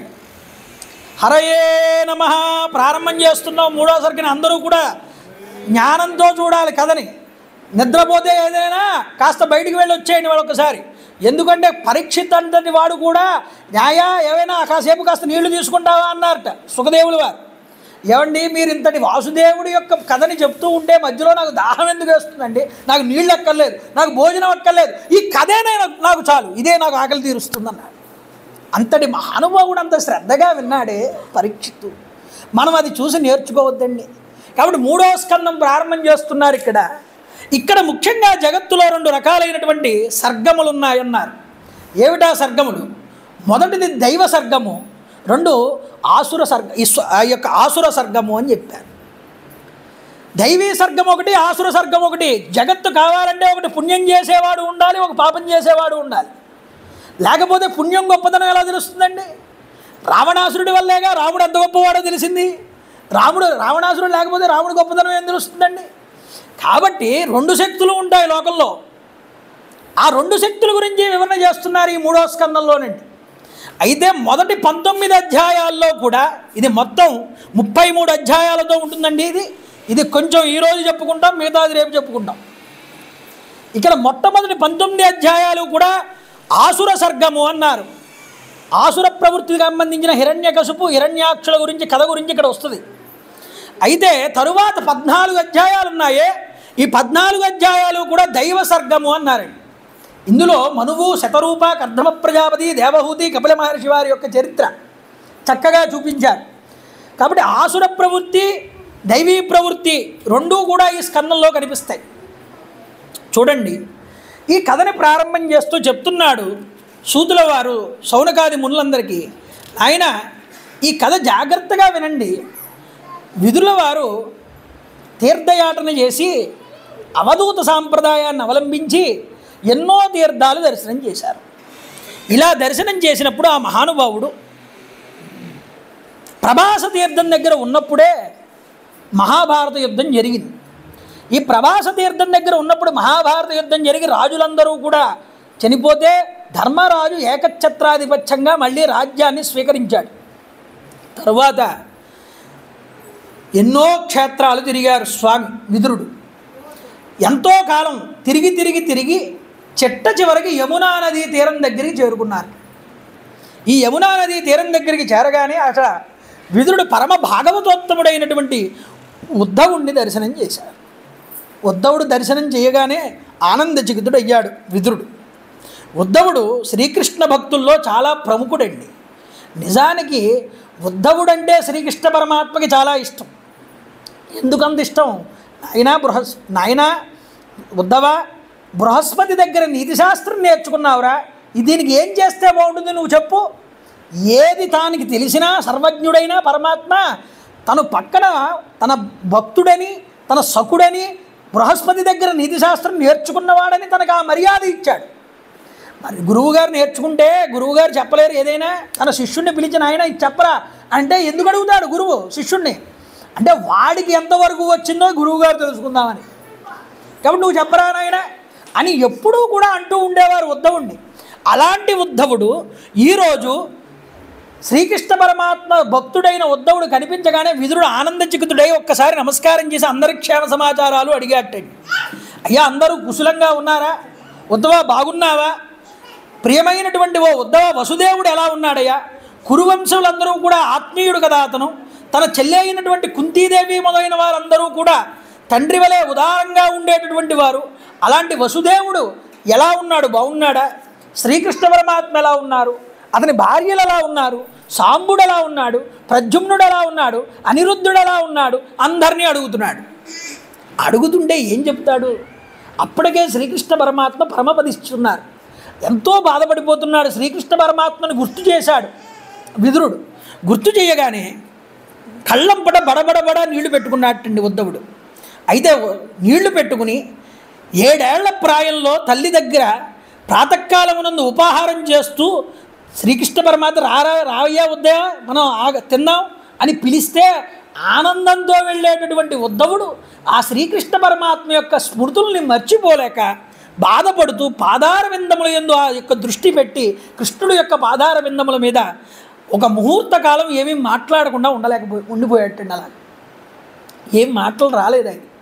ఒక్కసారి శ్రీకృష్ణ పరమాత్మని గుర్తు చేశాడు. కళ్ళంపట ఆనంద జలాలు రాలే, భక్త్యావేశం నిండింది. నిజానికి భాగవతోత్తముడు ఈ ఉద్ధవుడు ఎంతటి ధన్యుడండి. భగవంతుడి నామం నోటిలో ఉచ్చరించగానే అవతల ఆ కళ్ళంపట నీళ్లు కలిగి ఒక్కసారి ఆ తాదాత్మ్యత పొందడం అనే స్థితి ఉన్నదే, ఇది అందరికీ వచ్చేది కాదండి. పరమ భాగవతోత్తముడు కాబట్టి ఆ స్థాయిలోకి వెళ్ళిపోయి తర్వాత మళ్ళీ దేహస్మృతి కలిగి అంటున్నాడు నాయన, కృష్ణ ద్యూమణి నిమ్లోచే గీర్ణేశ్వ అజగరేణ. అజగరం అనేటటువంటి కాలం ఉన్నదే ఈ సర్పం. ఈ కాలమనే అజగరము శ్రీకృష్ణ పరమాత్మతో పాటు యాదవ వంశాన్ని అంతటినీ తీసుకుపోయిందయ్యా. కాలమునందు వెళ్ళిపోయారు. పరమాత్మ అవతార సమాప్తి చేశారు. మా గృహాలన్నీ కూడా కబళించేసింది ఈ కాలం. మా గృహాలు ఇళ్ళన్నీ వెలబలబోయాయి. ఇలాంటి స్థితిలో బంధుమిత్రుల యొక్క యోగక్షేమాలన్నీ కూడా గురించి నువ్వు మమ్మల్ని అడిగితే నేను ఏం సమాధానం చెప్పగలను? సముద్రంలో చేపలు అన్నీ కూడా ఏమనుకుంటాయి అంటే మాతో పాటే ఉంది కదా ఈ యొక్క చేప, ఇది కూడా పెద్దదే, మాతోదే సమానమైంది అనుకుంటాయి. కానీ అది చేప కాదు, పడవని చూసి చేపలన్నీ కూడా మాలాగే ఇవి కూడా ఒక చేపేనేమో అని అనుకున్నట్లు ఈ సముద్ర తారణాలని, సముద్రాన్ని ఉద్ధరించి బయటికి తీసుకువెళ్ళి పాడేసేటటువంటి పరమాత్మని చూసి వాళ్ళు కూడా మాలాగే మనిషి శ్రీకృష్ణ పరమాత్మ అని అజ్ఞానంలో ఉండిపోయారయ్యా మా యాదవులందరూ కూడా అని బాధపడ్డాడు. బాధపడి మానవ మాతృడు అనుకున్నారు, అలా తలపోశారు. యాదవులు నిజానికి చెప్పాలంటే పరేంగిత జ్ఞానం కలిగిన వారు. కానీ భగవంతుడి యొక్క అనుగ్రహం లేకపోవడం వల్ల వాళ్ళందరూ కూడా సాధారణమైన మనిషేనేమో శ్రీకృష్ణుడు అని కూడా వాళ్ళు తలపోశారు. శ్రీకృష్ణ పరమాత్మ యాదవ ప్రముఖుడిగా మాత్రమే ఆయన్ని భావించారు తప్ప ఆయన పరమాత్మ అనే దృష్టి వాళ్ళకి కలగలేదు. ఈ తన యోగమాయా ప్రభావం ప్రదర్శించడానికి ఈ ప్రభువు భూలోకం మీద మనుష్యలీలకన్నిటికీ కూడా అనుగుణంగా తన దివ్య రూపాన్ని ప్రకటించాడయ్యా. ఏమని చెప్తాడు? ఏమీ ఒక జన్మంటూ లేనివాడు ఒక జన్మ తీసుకున్నాడా? ఈ జన్మ తీసుకుని ఈ జన్మ ద్వారా తానంటూ ఒకటి రేపల్లెలో గోపబాలుకులతో కలిసి ఆడుకున్నాడా? మట్టి ముద్దలు నోట్లో పెట్టుకున్నాడా? ఎన్నో అల్లరి పనులు చేశాడా? ఇవన్నీ పరమాత్మ ఎందుకు చేశాడయ్యా? ఆయన ఇన్ని లీలలు ప్రదర్శించాడు భూమి మీద. జన్మరహితుడైన వాడు ఒక కారాగారంలో పుట్టాడండి. పుట్టడం ఇంతకన్నా దారుణం ఇంకోటి ఏదైనా ఉంటుందా? వసుదేవుడికి దేవకీదేవికి గృహంలో జన్మించాడు. అనంత శక్తిశాలి అయినటువంటి ఆ ప్రభు కాలయవనుని చూచినంతనే భీతిల్లినటువంటి వాని వలె మధురాపురం నుండి ఒక్కసారి ఆ కాలయవనుని చూసి పరిగెత్తాడు బయటికి.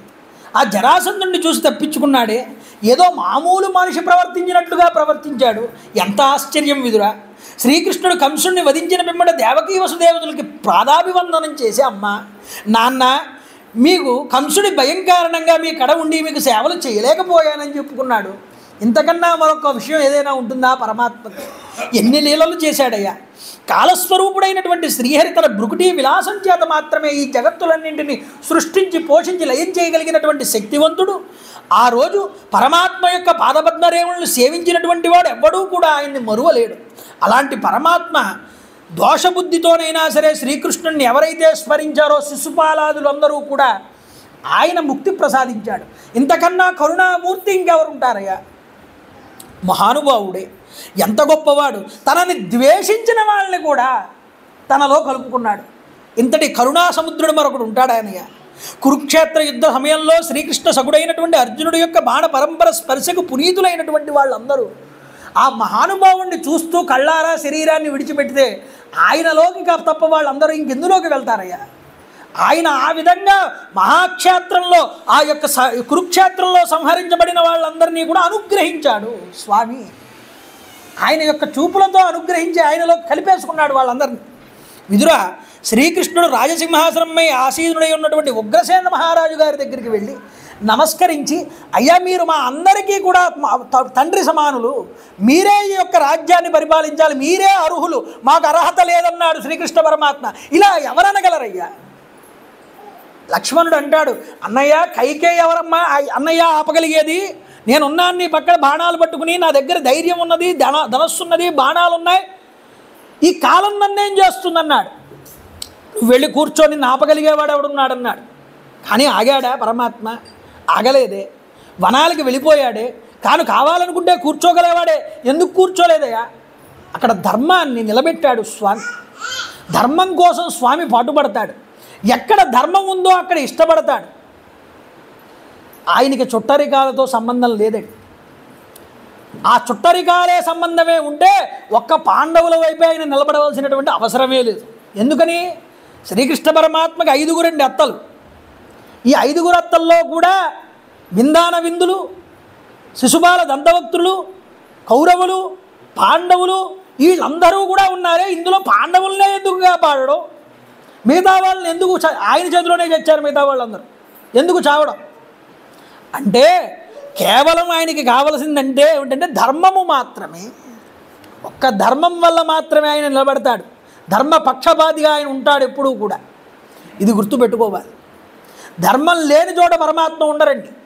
కాబట్టి ధర్మానికి ఆయన పెద్దపీట వేసి ఉగ్రసేనుడికి రాజ్యాన్ని అప్పగించాడయ్యా.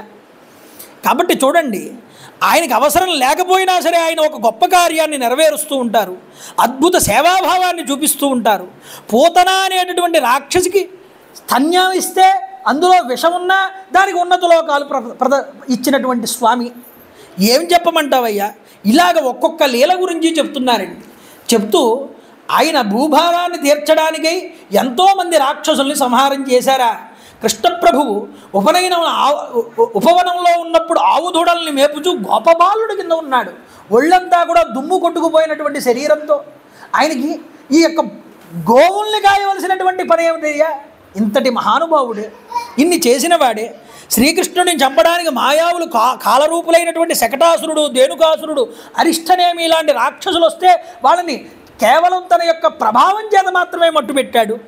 ఇంద్రయాగం చేయడానికి సంకల్పించినటువంటి వ్రజజనుల్ని కేవలం ఈ యొక్క కొండకి పూజ చేయండి అని చెప్పి ఆ యొక్క గోవర్ధనగిరికి పూజ చేయించాడు దగ్గరుండి. అలాంటప్పుడు ఇంద్రుడి యొక్క గర్వాన్ని కూడా తీసివేశాడు. తన యొక్క మాయా ప్రభావం చేత చేతి మీద ఆ యొక్క గోవర్ధన పర్వతాన్ని నిలబెట్టాడు. ఎంతటి గొప్పదైనటువంటి లీల ఇది! సంధ్యా సమయంలో బృందావనం అంతా కూడా శరత్కాల చంద్రకాంతుల్లో ఆహ్లాదకరంగా ఉన్నటువంటి శ్రీకృష్ణ పరమాత్మ ఆ వెన్నెల శోభయందు వలయాకారంగా గోపికలందరినీ కూడా నుంచోబెట్టి చక్కగా రాసక్రీడా వినోదాన్ని చూపించాడే. ఎంతటి దైవీగుణ సంపత్తి! వేణుగానంతో గోపికా సమేతుడై రాసలీలను జరిపినటువంటి శ్రీకృష్ణ పరమాత్మ మమ్మల్ని రక్షించుగాక భావన చేస్తూ వ్యగ్రుడవుతున్నాడు. చదువు అనేటటువంటిది ఆయనకి నేర్చుకోవలసిన అవసరం లేకపోయినా సాందీపనీయ మహర్షి దగ్గరికి వెళ్ళి ఆయన కొన్ని సంవత్సరాల పాటు విద్యాభ్యాసం చేశాడు. నరకాసురుడు ఎంతోమంది స్త్రీలను బంధిస్తే వాడిని సంహారం చేసి ఆ స్త్రీలందరికీ మళ్ళీ ఆధారం దిక్కు ఎవరూ లేరని తానే వాళ్ళందరినీ కూడా స్వీకరించాడు. ఒక్కొక్క స్త్రీ దగ్గర ఒక్కొక్క రూపాన్ని పొంది 16 మంది భార్యలకి 16,000 మంది భార్యలకి తాను 16,000 మంది భర్తలుగా ఉండి ఆ కాలక్షేపం చేశాడయ్యా. నారదుల వారు దర్శనం చేస్తే ఒక ఇంట్లో సంధ్యావందనం చేసుకుంటూ, మరొకళ్ళ ఇంట్లో అనుష్ఠానం చేసుకుంటూ, మరొక ఇంట్లో పురాణం వింటూ, ఒకళ్ళ ఇంట్లో పిల్లల్ని ఆడిస్తూ ఇలా కనిపిస్తున్నటువంటి నారదుల వారు నమస్కారం చేసి, అయ్యా స్వామి నువ్వు ఒకడివి కాదా, అన్ని స్వరూపాల్లో ఉన్నటువంటి వాడివి కూడా నువ్వేనా అని ఆశ్చర్యపోయాడే నారదుడంతటి వాడు. ఏమి లీలలయ్యా నీవి అని ఒక్కొక్క లీల గుర్తుకొచ్చేస్తోందండి ఉద్ధవుడికి. ఒక్కసారి శ్రీకృష్ణ పరమాత్మ ఎలా ఉన్నారు అన్న అడిగినంత మాత్రం చేత ఈ శ్రీకృష్ణ పరమాత్మ స్వామి ఈ విధంగా ఆయన తన మాయ యొక్క విచిత్రమైనటువంటి పరాకాష్ఠ గతిని చూసి సరస్వతీ నదీ జలాల దగ్గర ఆచమనం చేసి ఈ యాదవులందరూ కూడా వారి వారి వంశంలో వారితో వాళ్లే కొట్టుకుని చనిపోతే ఆఖరికి ఆచమనం చేసి ఆ సరస్వతీ నదీ తీరం దగ్గర కూర్చుంటూ ఉంటే నేను అక్కడికి వెళ్ళాను. స్వామివారు వెళ్ళిపోతున్నారు, ఇంకా సమయం ఆసన్నం అవుతున్నది. ఆ సమయంలో నేను అక్కడికి వెళ్తే స్వామివారు నన్ను చూసి, ఏమయ్యా ఉద్ధవ, అందరినీ విడిచిపెట్టేసి నేను వచ్చేస్తే ఈ సమయంలో అందరూ కూడా నన్ను విడిచిపెట్టి వెళ్ళిపోతే నువ్వొక్కడివి నన్ను పట్టుకుని ఇంకా వచ్చావేమిటయ్యా, నన్ను ఎలా గుర్తించావయ్యా, నేను ఇక్కడున్నానని నీకెలా తెలిసిందయ్యా, ఈ విధంగా అడిగారట స్వామి ఉద్ధవుణ్ణి. స్వామి కళ్ళంపట నీళ్లు పెట్టుకున్నాడు. స్వామి సరస్వతీ నది తీరంగా దగ్గర కూర్చున్నాడు. అంటున్నాడు స్వామి, అయ్యా ఉద్ధవ, నువ్వు పూర్వజన్మల్లో అష్టవసువుల్లో ఒకడివి, నన్ను బాగా ఆరాధన చేసావు నువ్వు, అందువల్ల నా అనుగ్రహం నీకు ఉంటుంది, నీకు ఇదే చివరి జన్మ అవుతుంది, నీకు నా యొక్క సాయుధ్య ముక్తిని నీకు నేను కటాక్షిస్తున్నాను, నువ్వు ఇప్పుడు ఇక్కడ ఉండవద్దు, ఇదంతా కూడా నాశనం అయిపోతుంది, ఈ ప్రదేశం అంతా కూడా, వెంటనే నువ్వు ఇక్కడి నుంచి బదరికాశ్రమానికి వెళ్ళిపో అని స్వామివారు నన్ను పంపించేస్తున్నప్పుడు నాకు గొప్పదైనటువంటి జ్ఞానబోధ చేశారు స్వామి. ఈ జ్ఞానబోధ చేసినప్పుడు అక్కడికి మైత్రేయి మహర్షి వారు కూడా వచ్చారయ్యా. మైత్రేయి మహర్షి వారు వచ్చినప్పుడే స్వామివారు మిమ్మల్ని తలుచుకున్నారు. ఇంకెవరిని తలుచుకోలేదుట స్వామి. ఎవరిని తలుచుకున్నారట? ఉద్ధవుడు మైత్రేయి మహర్షితో పాటు అక్కడ విదురుణ్ణి తలుచుకున్నారు స్వామి. ఎంతటి భాగవతోత్తముడో చూడండి విదురుడు. కాబట్టి నేను ఆయన ద్వారా జ్ఞానాన్ని పొందాను. ఆ జ్ఞానమంతా మైత్రేయి మహర్షి వారికి చెప్పి, నాయనా మైత్రేయ, ఈ యొక్క విదురుడికి కూడా నువ్వు ఈ యొక్క తత్వజ్ఞానాన్ని బోధించు అని చెప్పి ఆయన పంపించారయ్యా.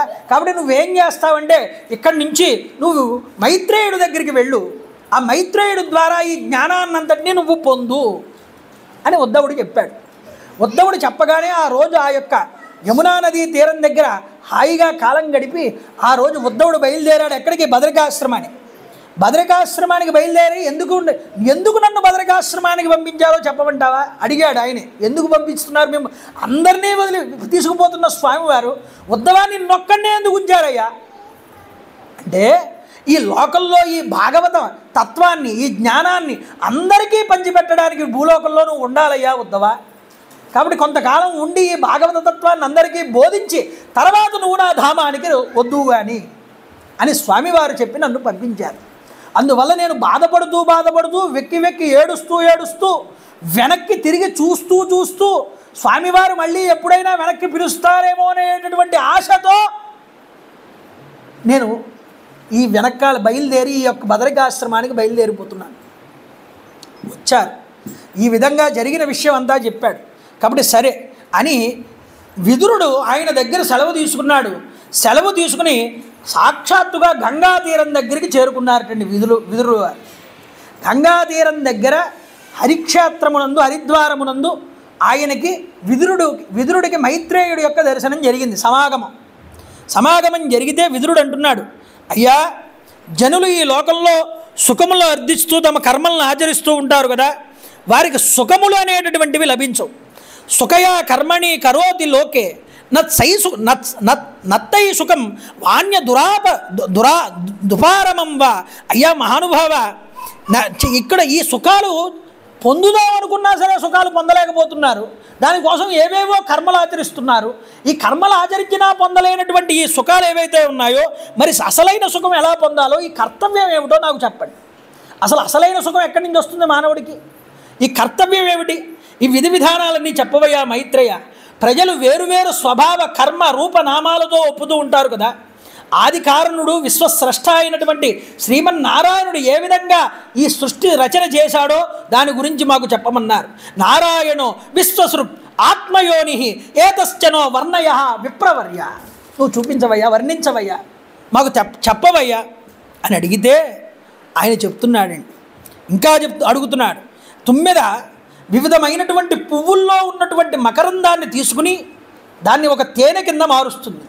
అలాగే శ్రీకృష్ణ భగవానుడి యొక్క పుణ్య కథలయందరి సారాన్నంతటినీ కూడా గ్రహించి క్షేమము కొరకు దానిని మాకు కథ రూపంలో వివరించు, ఆ విధంగా మాకు వివరించమన్నాడు. ఇలా అడిగితే అప్పుడు చెప్తున్నారు, నాయనా విదుర, స్వామి యొక్క పరమ భక్తులకి నిత్యము కూడా స్వామివారు చాలా ఇష్టడు. స్వామికి కూడా ఈ భక్తులంటే చాలా ఇష్టం. కాబట్టి ప్రభువు ఈ భూలోకాన్ని వీడి పరంధామానికి చేరేటటువంటి సమయంలో నిన్ను స్మరించారయ్యా. వెళ్ళిపోయేటప్పుడు అంతటి అదృష్టవంతుడివి నువ్వు. ఇంకెవరిని ఆయన స్మరించలేదు, నిన్ను మాత్రమే స్మరించారా స్వామి. అందువల్ల నీవు జ్ఞానోపదేశం చెయ్యమని నువ్వు నన్ను ఆజ్ఞాపించను. స్వామివారు నన్ను ఆజ్ఞాపించారు, నువ్వు కూడా అడుగుతున్నావు కాబట్టి నేను తప్పకుండా ఈ విషయాన్ని, అనేక విషయాల్ని నీతో నేను చర్చిస్తానన్నారు. ఇలా చర్చిస్తానని ఎన్నో విషయాలు మాట్లాడుతూ విరాట్ పురుషుడు యొక్క స్వరూపం ఏమిటో చెప్పారండి. మొట్టమొదట అసలు ఈ బ్రహ్మాండము నుండి స్వామి ఎలా ఈ సృష్టిని ప్రారంభం చేశారో, ఈ యొక్క కాలం ఎలా ప్రారంభమైందో ఈ విషయాలన్నీ చెప్తున్నారు. చెప్తున్నప్పుడు ఇందులో ఉన్నటువంటి ప్రతి స్వరూపము కూడా స్వామి యొక్క స్వరూపమే. అసలు కాలం ఎలా ఏర్పడిందయ్యా అంటే కృతము, త్రేతాయుగము, ద్వాపరము, కలియుగము, ఈ 4 యుగాలు ఉన్నవే. ఈ 4 యుగాలు కలిపితే దీన్ని మహాయుగము అంటారన్నారు. ఈ మహాయుగం ఉన్నదే, ఇలాంటి మహాయుగాలు 72 అయితే దాన్ని మన్వంతరము అన్నారు. ఇలాంటి 14 మన్వంతరాలు గడవాలి. ఇలాంటి 14 మన్వంతరాలు గడిస్తే ఒక కల్పం అన్నారయ్యా. ఒక కల్పానికి వచ్చి 1000 మహాయుగాలు ఉంటాయని చెప్పారు. ఇలాంటి మహాయుగానికి బ్రహ్మగారికి ఒక పూట, బ్రహ్మగారికి రోజులో ఎన్ని గంటలండి అన్నారు. 28 గంటలని చెప్పారు. ఒక గంట గడిస్తే ఒక మన్వంతరం అవుతుందిట. 14 మన్వంతరాలు అయితే 14 గంటల సమయం అవుతుంది. 14 మన్వంతరాలు అయిపోగానే ఆయనకి ఒక పగలంతా కూడా అయిపోతుంది. ఇక కాస్త పెట్టేబేడ అన్నీ సర్దుకుని కాస్త విశ్రాంతి తీసుకుంటారు. మళ్ళీ ఓ కల్పకాలం అంతా కూడా సృష్టి అంతా ప్రళయ జలాల్లో మునిగిపోయి ఉంటుంది. అప్పుడు స్వామి ఏం చేస్తారు? శ్రీ మహావిష్ణువు ఈ ప్రళయ జలాలలో వటపత్ర సాయి అయి తన బొటనివేలు నోట్లో పెట్టుకుని ఆస్వాదిస్తూ విహరిస్తూ ఉంటారు. మళ్ళీ సృష్టి ప్రారంభమయ్యేటటువంటి పగలు సమయం ప్రారంభమవుతున్నప్పుడు మళ్ళీ తాను తన యొక్క నాభికమలం నుండి, తన యొక్క శరీరం నుండి బ్రహ్మగారిని సృష్టించి, బ్రహ్మ ద్వారా ప్రజాపతులను సృష్టించి, ప్రజాపతుల ద్వారా మళ్ళీ ఈ సృష్టినంతటినీ ముందరకు నడుపుతాడయ్యా. ఇలా ఎన్నో కల్పాలు గడిచాయి, ఎన్నో మన్వంతరాలు గడిచాయి, ఎన్నో మహాయుగాలు గడిచాయి. ఈ గడిచినటువంటి సమయాల్లో ఎంతోమంది పుట్టారు, ఎంతో సృష్టి జరిగింది. ఇదంతా చాలా గొప్పదైనటువంటి విశేషాలు. ఈ విశేషాలన్నీ కూడా చెప్తూ బ్రహ్మగారు ఎలా ఆవిర్భవించారు, ఆయన నుండి శ్రీ మహావిష్ణువు ఏ విధంగా ఈ సృష్టి జగత్తుని మనువులు ఎలా ఏర్పడ్డారు, మనువుల నుంచి ఈ జగత్తు ఎలా ముందరికి నడిచింది అనే విషయాలు చెప్తూ మొట్టమొదట ఒక కల్పంలో పద్మకల్పము అనే ఒక కల్పం ఉన్నది. అది పూర్వకల్పం. ఆ కల్పం తర్వాత శ్వేతవరాహ కల్పం అనే కల్పం వచ్చిందండి. ఈ కల్పంలో ఏమైందంటే కల్ప సందుల మధ్యలో మళ్ళీ కల్పం పూర్తయిపోయి ఒక కొత్త కల్పం వచ్చేటప్పుడు ఏం చేశారంటే బ్రహ్మగారి ఈ సృష్టిని అంతటినీ సృష్టించడానికి సంకల్పం చేసి బ్రహ్మగారి యొక్క శరీరం నుండి ఒక మనువుని సృష్టించాట. ఆయన పేరే స్వయంభువ మనువు. ఏమండి, ఈ స్వయంభువ మనువు పుట్టించి స్వయంభువ మనువుతో పాటు ఒక స్త్రీ పుట్టింది. ఇద్దరు కలిపి పుట్టారు. వీళ్ళిద్దరు మైథున ప్రక్రియ ఇక్కడ చెప్తాడు ఆ మాట. మైథునం పుట్టింది, ఇద్దరు పుట్టారు బ్రహ్మగారి శరీరం నుండి. వాళ్ళే స్వయంభువ మనువు, శతరూప. వీళ్ళిద్దరూ కూడా అయ్యా ఏం చేయమంటారు తండ్రి గారు అడిగాడు. అడిగితే బ్రహ్మగారు అన్నారు, ఏమీ లేదురా నాయన, సృష్టిని చేయండి అన్నారు. సృష్టి ప్రారంభం చేయండి. సృష్టి ప్రారంభం చేయాలి, సరే మీరు బాగానే చేయమంటున్నారు. సృష్టి చెయ్యాలి అంటే ఇక్కడ కాస్త భూమి ఉండాలిగా, భూమి లేకపోతే సృష్టి ఎలా చేస్తాం? కాబట్టి భూమి అనేటటువంటిది లేకుండా మేము సృష్టి చేయాలంటే కుదరదు. కాబట్టి భూమి ఎక్కడుందో చూపించండి అన్నారు. బ్రహ్మగారికి చాలా పెద్ద తలకాయ నొప్పి వచ్చిందండి. పరమేష్టి త్వభాం మధ్యే తథా సన్నాం అవేక్షగాం కదామేనాం సమున్నేప్యే ఇది దద్యౌ దియాచిరం. అగాధమైనటువంటి జలంలో వెళ్ళిపోయి మునిగిపోయి ఉన్నటువంటి ఈ భూమిని పైకి ఎవరు ఉద్ధరిస్తారు? అప్పటికి ప్రళయ జలాలన్నీ మునిగిపోయి ఉంది, భూమి ఎక్కడో రసాతలంలో ఉంది. ఈ రసాతలంలో ఉండిపోయిన భూమిని ఒక్కసారి ఉద్ధరించాలి, పైకి తీయాలి. అది తీస్తే కానీ సృష్టి నడవదు. ఇప్పుడు ఎవరు తీస్తారు దీన్ని, ఎవరు ఉద్ధరిస్తారు? ఈ ప్రశ్న ఆయనలో ఉదయించిందండి. ఉదయిస్తే అప్పుడు ఇలా ఆలోచిస్తున్నటువంటి బ్రహ్మగారి యొక్క నాసికారంధ్రం నుండి ఇత్యాభిధ్యాయతో నాసాత్ వరాత్ సహ సానగాహ వరాహతోకో నిరగాద్ అంగుష్ట పరిమాణకాహ. అంగుష్ట పరిమాణంలో ఉన్నటువంటి ఒక వరాహము పిల్ల బ్రహ్మగారి ముక్కులో నుంచి కింద పడింది. ఈ ఆలోచన చేస్తున్న బ్రహ్మగారి ముక్కులో నుంచి. ఎవరి సంకల్పం ఇది? భగవంతుడి యొక్క సంకల్పం. అయితే మరీచి మొదలైనటువంటి ప్రజాపతులందరూ కూడా సృష్టించబడ్డారు. వాళ్ళు చూస్తున్నారు. ఈ చూస్తున్నటువంటి ఈ యొక్క వరాహం అదృశ్యమైందన్నారు. ఒక్కసారి అదృశ్యమై మొట్టమొదటి ఇలా కింద పడగానే ఏనుగు పరిమాణంలోకి మారిందిట. ఏనుగు పరిమాణంలోకి మారినటువంటి ఈ వరాహం కనిపించకుండా పోయిందన్నారు. కనిపించకుండా పోయినటువంటి ఈ వరాహం ఏమైపోయిందానని వెతుకుతూ అన్ని వైపులా చూస్తూ ఉండగానే ఒక్కసారి ఒక పర్వత ప్రమాణంలో ఈ వరాహస్వామి వారు వీళ్ళందరి ముందు కూడా సాక్షాత్కరించారు. జై శ్రీ వరాహ భగవానికి. అలాంటి వరాహ భగవానుడు ఆవిర్భావం అనేటటువంటిది అక్కడ జరిగిందయ్యా. ఇక్కడ చెప్తున్నారు భగవాన్ యజ్ఞ పురుషో జగేంద్రాహ సన్నిభ. ఆయన యజ్ఞపురుషుడు అన్నారు. యజ్ఞవరాహం అంటారుగా. ఈ యజ్ఞవరాహ మూర్తిని ఒక్కసారి దేవతలందరూ కూడా నమస్కారం చేసి ఆయన్ని కీర్తించడం, ఆయన్ని వేణోళ్ళ కొనియాడడం అనేటటువంటిది ఇక్కడ చేస్తున్నారు. ఏమంటున్నారు స్వామిని? అయ్యా, ఆ జలములో ప్రవేశించారు స్వామి. ఒక్కసారి దూకగానే దృఢమైనటువంటి దేహంతో ఉన్నారు. ఆకాశంలోకి ఎగిరారట. ఒక్కసారి ఎగిరి ఆ జలాల్లోకి దూకారట స్వామి. ఆకాశం అంత ఎత్తు ఎగిరి కిందకి దూకగానే సముద్ర జలాల మధ్యలో స్వామి ఒక్కసారి రోమాలన్నీ నిక్కబొడుచుకున్నాయట స్వామివారి. ఆశ్చర్యచకితులవుతున్నారు. యజ్ఞవరాహమూర్తిగా భూదేవిని ఉద్ధరించడానికి ఈ అవతారాన్ని స్వీకరించారయ్యా. ఘ్రాణేన పృథ్యాహ పదవీం విజిగ్రన్. అయ్యా, ఎలాంటిది ఏం చేస్తున్నాడయ్యా? స్వభావం ఆయనకి తెలియదా? పృథివీ ఎక్కడుందో స్వామివారికి తెలియదని తెలుసు. కానీ ఆగ్రేణ ఒక పందికి ఉండేటటువంటి లక్షణం ఏమిటి? అది వాసన చూస్తుంది భూమిని. ఆగ్రాణం చేస్తూ ఎక్కడ ఉన్నదా ఈ భూమి అని. అందువల్ల గంధ తన్మాత్ర దాని యందు చాలా పరిపుష్టంగా ఉంటుందండి పంది యందు. అందువల్ల బాగా వాసన చూస్తుంది. నీళ్ళల్లో ఎక్కడ ఉన్నదా ఈ భూమి అని వెతుకుతున్నాడు స్వామి. ఆ పందికి ఉండవలసిన లక్షణాలతోనే ఆ యొక్క భూమిని వెతుకుతున్నారు స్వామి. చూడండి, ఆ అపార జలరాశి యొక్క అడుగు భాగానికి వెళ్ళారట స్వామి. ఒక్కసారి రసాతలానికి సకల జీవులకి ఆశ్రయమైనటువంటి భూమి కనిపించింది. కొంత దూరం వెళ్ళిన తర్వాత స్వామివారికి కనిపిస్తే ఆ భూమిని ఒక్కసారి స్వదంష్ట్ర యోద్భుత్య మహీం నిమగ్నాన్. ఆ భూమి యొక్క తన రెండు కోరలు తెల్లనైనటువంటి కోరలతో ఆ భూమిని ఒక్కసారి నొక్కి పెట్టి పైకి ఎత్తారట. ఒక్కసారి స్వామి చూడండి, ఒక్కసారి భావన చెయ్యండి మీరు. ఎందుకు అంటే ఆ యొక్క భావన చేసినంత మాత్రం చేత యజ్ఞవరాహమూర్తిని మనకి జ్ఞానం కలుగుతుంది అని చెప్పారు మనకి. అందువల్ల ఏమిటి అంటే ముఖ్యంగా దంష్ట్ర తెల్లగా ఉంటుందిగా. స్వామివారు నీలవర్ణంలో ఉన్నారు. నీలవర్ణంలో ఉండి ఆ దంష్ట్ర చాలా తెల్లగా కనిపిస్తున్నది. ఎలా ఉన్నది? మహాగజము ఒక పద్మాన్ని తన రెండు కోరల మీద, రెండు దంతముల మీద పైకెత్తితే ఎలా కనిపిస్తుందో ఈ భూమి పద్మం కింద ఉన్నదిట. ఈ కోరలు అలా కనిపిస్తున్నాయి. స్వామి తన ముట్టుతో ఒక్కసారి కోరలతో భూమి పైకి తీసి ఒక్కసారి ఆకాశం ఆ యొక్క పైకి జలాల పైకి తీసుకొస్తున్నారు స్వామి. చూడండి, అయితే జలాల నుండి బయటికి వచ్చేటప్పుడు ఆ సమయంలో మార్గమధ్యంలో విఘ్నములను కలిగించేటటువంటి హిరణ్యాక్షుడు అనేటటువంటి దైత్యుడు గదని చేతిలో పట్టుకుని ఆ జలాల మధ్యలో శ్రీహరికి అడ్డంగా వచ్చి నిలబడ్డాడు. ఇక్కడ ఒక సందేహం కలిగిందండి. అసలు సృష్టే లేదు కదండి, ప్రళయమైపోయిందన్నారు, నీళ్లతో నిండిపోయిందన్నారు. ఈ దైత్యులు ఎక్కడి నుంచి వచ్చారండి అని ఓ ప్రశ్న. అయ్యా వీళ్ళు ఈ కల్పం వాళ్ళు కాదు, పూర్వకల్పం పద్మకల్పంలో వాళ్ళు అయ్యా వీళ్ళిద్దరు అన్నారు. ఆ కల్పంలో వాళ్ళు ఇంకా ప్రళయం అయిపోయినా సరే భూమి మీద ఉన్నారు వాళ్ళు. ఆ భూమి అంతా నీటితో నిండిపోయినా ఈ జలాలన్నింటికి మేమే అధిపతులు అనేటటువంటి భావంలో ఉన్నారట. అంటే ఈ అహంకార భావం పోలేదు ఇంకా వాళ్ళల్లో.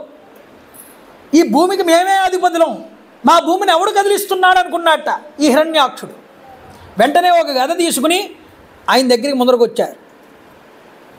చూడండి స్వామివారు వెంటనే క్రోధంతో తీక్షణంగా యజ్ఞవరాహమూర్తి ఏనుగుపై సింహం విజృంభించినట్లుగా ఆ యొక్క రాక్షసుడిని దెబ్బతీశారట స్వామి. దెబ్బతీసి ఈ భూమిని తీసుకువచ్చి యథాస్థానంలో తన కోరల ద్వారా తీసుకొచ్చి నిలబెట్టారయ్యా. ఈ విధంగా యజ్ఞవరాహమూర్తి ఆ విధంగా భూమిని ఉద్ధరించారు అని చెప్పారు. ఆ యజ్ఞవరాహమూర్తిని చూసి ఋషులందరూ స్తుతి చేశారటండి. ఏమని? జితం జితం దే దిత యజ్ఞ భావన త్రయీం తనుం స్వాం పరిధున్యతే నమః తస్మై నమః కారణ సూకరాయ. ఏమిటండి? ఈ యొక్క భూమిని అంతటినీ నిలబెట్టడానికి ఒక సూకర రూపాన్ని పొంది భూమిని ఈ యొక్క సముద్ర జలాల మధ్యలో నుంచి పైకి ఉద్ధరించినటువంటి స్వామి ఎవరైతే ఉన్నారో ఆయన 3 వేదాల రూపమైనటువంటి యజ్ఞస్వరూపం తప్ప మరో స్వరూపం కాదు. యజ్ఞస్వరూపమే. యజ్ఞం అంటే ఏమిటి అర్థం? యజ్ఞం అంటే అర్థం ఏమిటంటే లోక శ్రేయస్సును కోరడమే యజ్ఞం అంటే. లోకం శ్రేయస్సు కోరి చేసేటటువంటి పనిని యజ్ఞం అంటారండి. భూతయజ్ఞం, మనుష్య యజ్ఞం, ఇవన్నీ యజ్ఞాలే. పితృయజ్ఞం అంటే ఇవన్నీ కూడా మన యొక్క శ్రేయస్సు కోరి, ఇతరుల శ్రేయస్సు కోరి చేసేటటువంటి యజ్ఞాలు ఇవన్నీ కూడా. అలాంటి యజ్ఞంలో ఇదో యజ్ఞం అన్నారు. ఏమిటి? భూమిని కాపాడడం అనేటటువంటి యజ్ఞం ఇది. ఈ యజ్ఞానికి యజ్ఞపురుషుడు ఎవరు? ఈ యజ్ఞపురుషుడే ఈయన, ఈ యొక్క భగవానుడు యజ్ఞవరాహమూర్తిగా వచ్చారు. అందుకనే ఇక్కడ అంటున్నారు, అయ్యా మహానుభావ దుర్దర్శనం దేవ యదద్వరాత్మకం. ఎంతటి వాడికి కూడా ఈ అదృష్టం దక్కదు, నీ యొక్క దర్శనం మాకు కలిగిందంటున్నారు. నీ ముఖాగ్రం ఉన్నదే ఇది సృక్కుతో సమానమైనటువంటిది. నీ ముఖం ముందు ఇలా ఉంటుందిగా, ఈ యొక్క ముందరకు ముట్టు, ఆ ముట్టుతో ఉన్నటువంటి స్వరూపమే సృక్కు అన్నారు. అంతేకాదయ్యా నాసికారంధ్రముల ఎందున్నదే స్రవము అన్నారు, ఆజ్యధారణ వేసేటటువంటి పాత్ర. అంతేకాదు ఉదరమునందు ఉదరం అనేటటువంటిదే హవిర్భక్షణ పాత్రయ్యా, హవిస్సేసుకునేటటువంటి పాత్ర అది. అంతేకాదు ఇక్కడ కర్ణరంధ్రములు ఉన్నాయే ఈ సూకరానికి, ఈ కర్ణరంధ్రాలే చామస పాత్రలు. అంతేకాదు ముఖమునందు బ్రహ్మభాగ పాత్రను ఏర్పాటు చేసుకున్నారయ్యా, కర్ణరంధ్రముల యందు సోమపాత్రను ఏర్పాటు చేశారు. అయ్యా నీ భక్షణం ఏదైతే ఉందో, నువ్వు తినేది ఏదైతే ఉందో అదే అగ్నిహోత్రము. అగ్నిహోత్రం స్వీకరించిందంటే నువ్వు స్వీకరించినట్టే లెక్క. అందువల్ల నువ్వు వేరే స్వరూపానికి కాదు, నువ్వే సాక్షాత్తుగా యజ్ఞవరాహమూర్తివి అని ఆ వరాహాన్ని కీర్తించారండి. సమస్త తంత్రాలు, దేవతలు, ద్రవ్యాలు, యజ్ఞాలు, కర్మలు అన్నీ కూడా నీ స్వరూపాలే. మా పిల్లలను చూసుకోండి అమ్మా, కాస్త ఇబ్బంది పడుతున్నారు కదా, అందరూ వినేవాళ్ళకి ఇబ్బంది కలుగుతుంది, కాస్త పిల్లలను చూసుకోండి.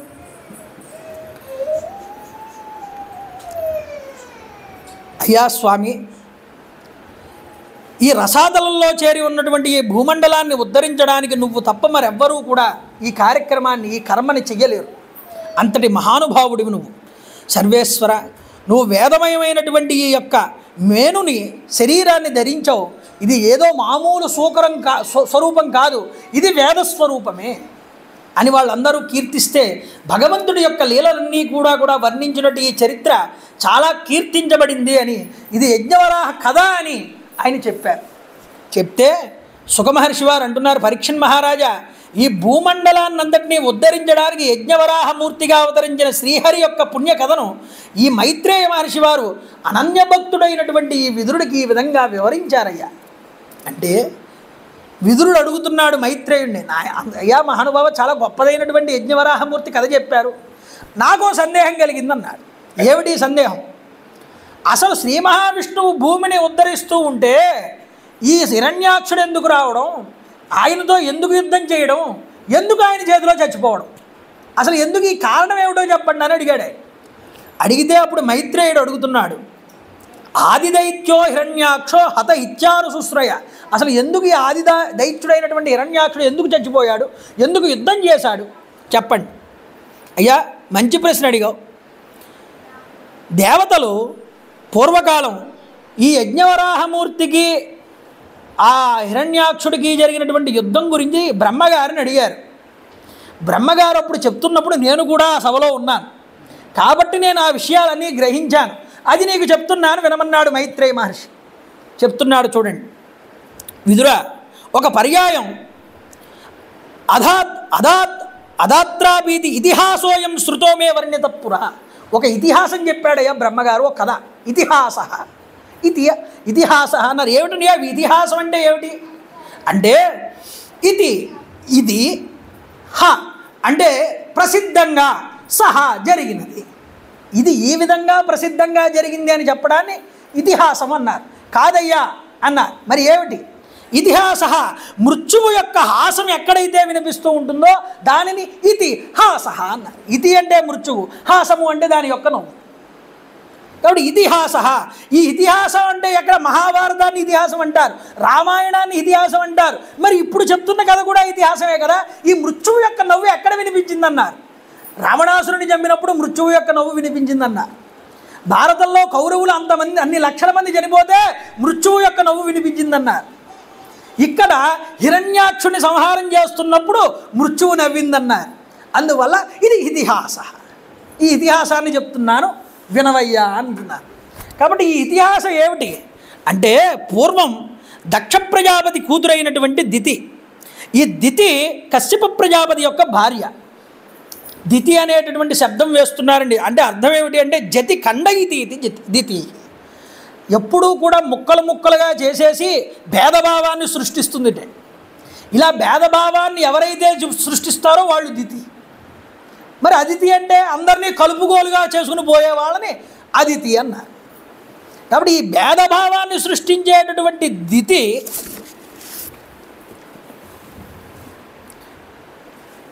ఒకరోజు భర్త దగ్గరికి వచ్చింది.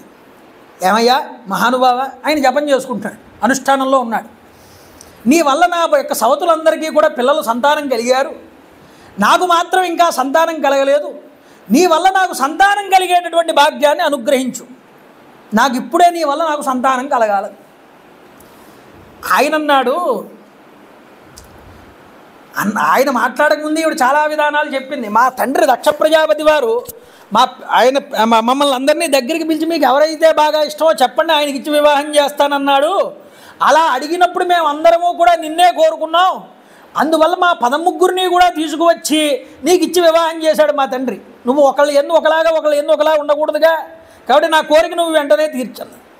ఆయన పాపం చాలా మంచి విషయాలు చెప్పాడు. అమ్మా, నువ్వు నాకు ధర్మపత్నివి, నువ్వు చెప్పినట్టు నేను చెయ్యాలి. నువ్వు నాకు చేసేటటువంటి సేవ నేను నీకు చేయలేను, అంతగా నువ్వు నాకు సేవలు చేసావు. గృహస్థాశ్రమం నాకు నిలబడింది అంటే అది నీ వల్లే నిలబడింది. నీ యొక్క ఉపకారాన్ని నేను జన్మలో తీర్చుకునేవాడిని కాదు, కాబట్టి నువ్వు అడిగిన దాన్ని నేను తప్పకుండా తీర్చాలి. కానీ అదాపి కామమేతుంతే ప్రజాత్యై కరవాణ్యలం యదామాం నాతివోచంతి ముహూర్తం ప్రతిపాలయ. ఈ ముహూర్తం ఉన్నదే, ఈ సమయం కరెక్ట్ అయినటువంటిది కాదు, మంచిది కాదు. కాబట్టి ఒక ముహూర్తకాలం ఆగు. ఓ ముహూర్తకాలం ఆగిన తర్వాత నీ కోరిక నేను తీరుస్తానన్నాడు. ఆయన చెప్పాడు, చెప్పవలసిన బాధ్యత అయింది కాబట్టి చెప్పాడు. అంతేకాదు మరొక మాట చెప్తున్నాడండి. ఈ ముహూర్తం ఆగమని చెప్పి లోకులందరూ కూడా నన్ను నిందిస్తారు సుమా, ఒకవేళ ఈ సమయంలో నీతో నేను కనుక సమాగమం కనుక చెందితే. ఎందుకంటే ఇది అసురుల యొక్క కాలం. ఇది అసుర సంధ్య అంటారుగా, ఇది అసురుల యొక్క కాలం. ఈ కాలంలో భగవంతుడి మీద దృష్టి పెట్టాలి తప్ప అన్య విషయాల మీద దృష్టి పోనివ్వకూడదమ్మా. ఏతస్యాం సాధ్వి సంధ్యాయాం భగవాన్ భూతభావన. భగవంతుడైనటువంటి రుద్రుడు భూతగణాలతో పరివేష్టితుడై ఈ సమయంలో ఆకాశంలో గగన మార్గంలో చరిస్తూ ఉంటాడు. ఆయనకి మనం గౌరవం ఇవ్వాలి, ఎవరికి ఇచ్చినా ఇవ్వకపోయినా. ఇది అసురకాలమైనా ఆ భగవంతుడు బయట నుంచి వెళ్తున్నాడు కాబట్టి ఆయనకైనా మనం విలువ ఇవ్వాలిగా. కాబట్టి ఆయనకైనా గౌరవం ఇవ్వాలన్నారు. శ్మశాన చక్రాన్ని నిలధూని ధూమ్ర వికీర్ణ విద్యోత జటాకలాప. భూతభావనుడు భూతపతి జగత్పతి ఉమాపతి భగవాన్ శంకరుడు వృషభవాహనం మీద ప్రథమగణాలతో కూడి ఈ సమయంలో అన్ని చోట్ల సంచరిస్తూ ఉంటాడు. కాబట్టి సుడిగాలుల చేత చెలరేగినటువంటి ధూళుల చేత కప్పబడి ఉన్నటువంటి దేదీప్యమానంగా వెలుగొందేటటువంటి సూర్యకాంతులు ఈనేటటువంటి పరమేశ్వరుడి యొక్క దివ్యదేహం భస్మం చేత నిండి ఉంటుంది ఈ సమయంలో.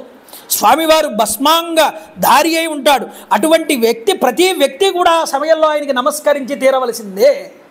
అలాంటి రుద్రుణ్ణి ఉపాసన చేయాలి. ఆ సమయంలో ఆయనకి గౌరవం ఇవ్వాలి. ఇది గుర్తుపెట్టుకో ఓ దితి. అజ్ఞాకరి యస్య పిశాచచర్య. ఆవిడేం చేసింది? ఏ మాట ఏమీ వినిపించుకోలేదు అజ్ఞానం చేత. పిశాచచర్య ఎలాంటి చర్య అది? కావాలని భర్తని మొండి పట్టుదలతో ఆ యొక్క పంచి పట్టుకుని లాగిందిట.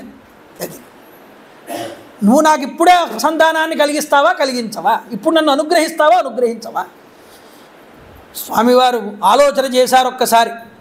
శైవం సంవిదితే భర్త మన్మదేంద్రియ. ఆ ఇంద్రియాలకి వశమైపోయి చేసేటటువంటి చేష్ట వల్ల ఆ యొక్క దితి ఒక వేశ్యలాగా లజ్జా విహీనురాలై ఆ బ్రహ్మర్షి అయిన కశ్యపుడి యొక్క వస్త్రాన్ని పట్టుకుని లాగింది. లాగిస్తే ఆయన ఒక్కసారి కళ్ళు మూసుకున్నారు. ఒక్కసారి కళ్ళు మూసుకుని చూశారు భవిష్యత్తుని. ఏమిటి ఈ పరిస్థితి ఏమిటి అని. జరగాల్సింది ఇది భగవంతుడి యొక్క ఇచ్ఛతో జరుగుతున్నది.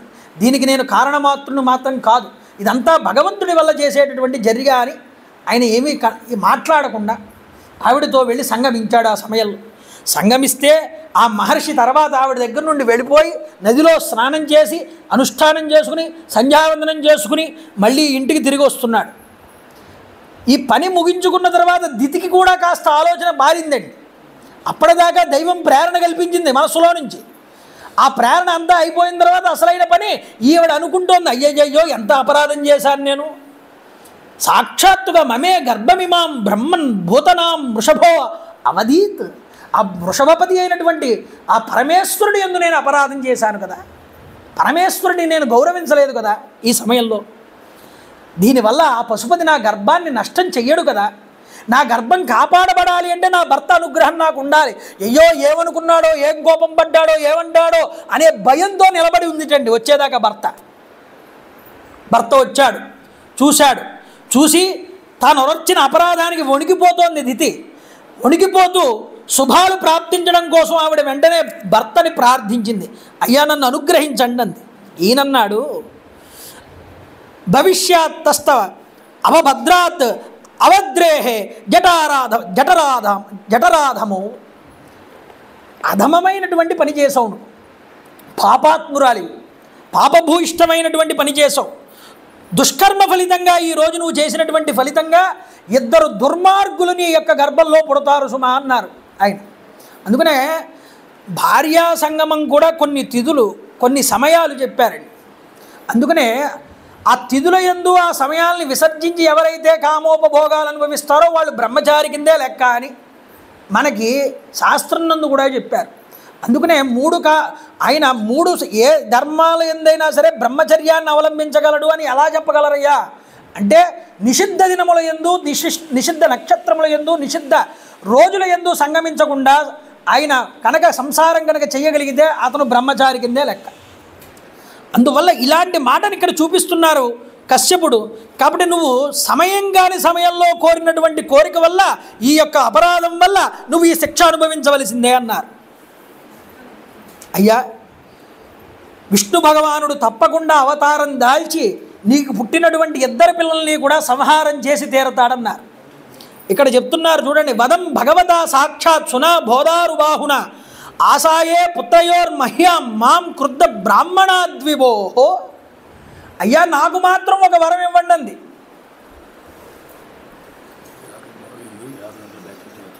అయిపోయింది, ఎవరు చదువు.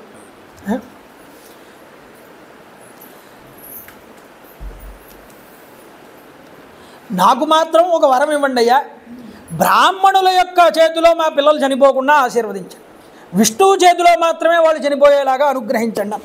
ఎందుకుట, బ్రాహ్మణుల యొక్క చేతిలో కనుక శరీరాన్ని విడిచిపెడితే వాళ్ళకి నరకవాసం కూడా దక్కదు, అలాంటి స్థితిలోకి వెళ్ళిపోతారు వాళ్ళు. వాళ్ళకి మళ్ళీ జన్మ అనేటటువంటిది రావాలి అన్నా కూడా అది దుర్లభమే, వాళ్ళకి అంతటి పాపం పట్టుకుంటుంది.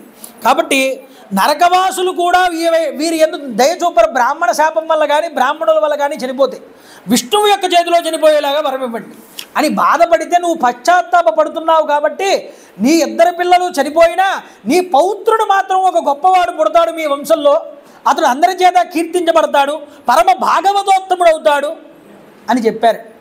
ఆయనే ప్రహ్లాదుడు. ఆ వరానికి చాలా ఆనందించింది ఈవిడ.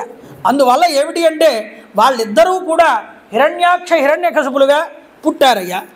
అయితే తన పుత్రుల ద్వారా దేవతలకు హాని కలుగుతుందేమోనని చెప్పి ఈవిడ ఏం చేసిందిట, గర్భంలో పడినటువంటి ఈ సంతానాన్ని బయటికి రానివ్వకుండా ఆప్ చేసింది. ఎన్ని సంవత్సరాలు ఆప్ చేసిందన్నారు? 1 కాదు 2 కాదు, 100 సంవత్సరాలు ఈ గర్భస్థ శిశువుల్ని బయటికి రాకుండా ఆపింది. ఎక్కడ శ్రీ మహావిష్ణువు చంపేస్తాడో తన పిల్లల్ని అనేటటువంటి భయం చేత ఈ శిశువుల లోపల తేజోరూపాలతో వెలుగొందిపోతూ ఉండడం వల్ల, ఇది బ్రహ్మర్షి సాక్షాత్తు ప్రజాపతి తేజస్సు, అది వెలుగొందిపోతూ ఈ యొక్క తేజస్సు లోకాలన్నింటినీ అంధకారం చేసిందన్నారు.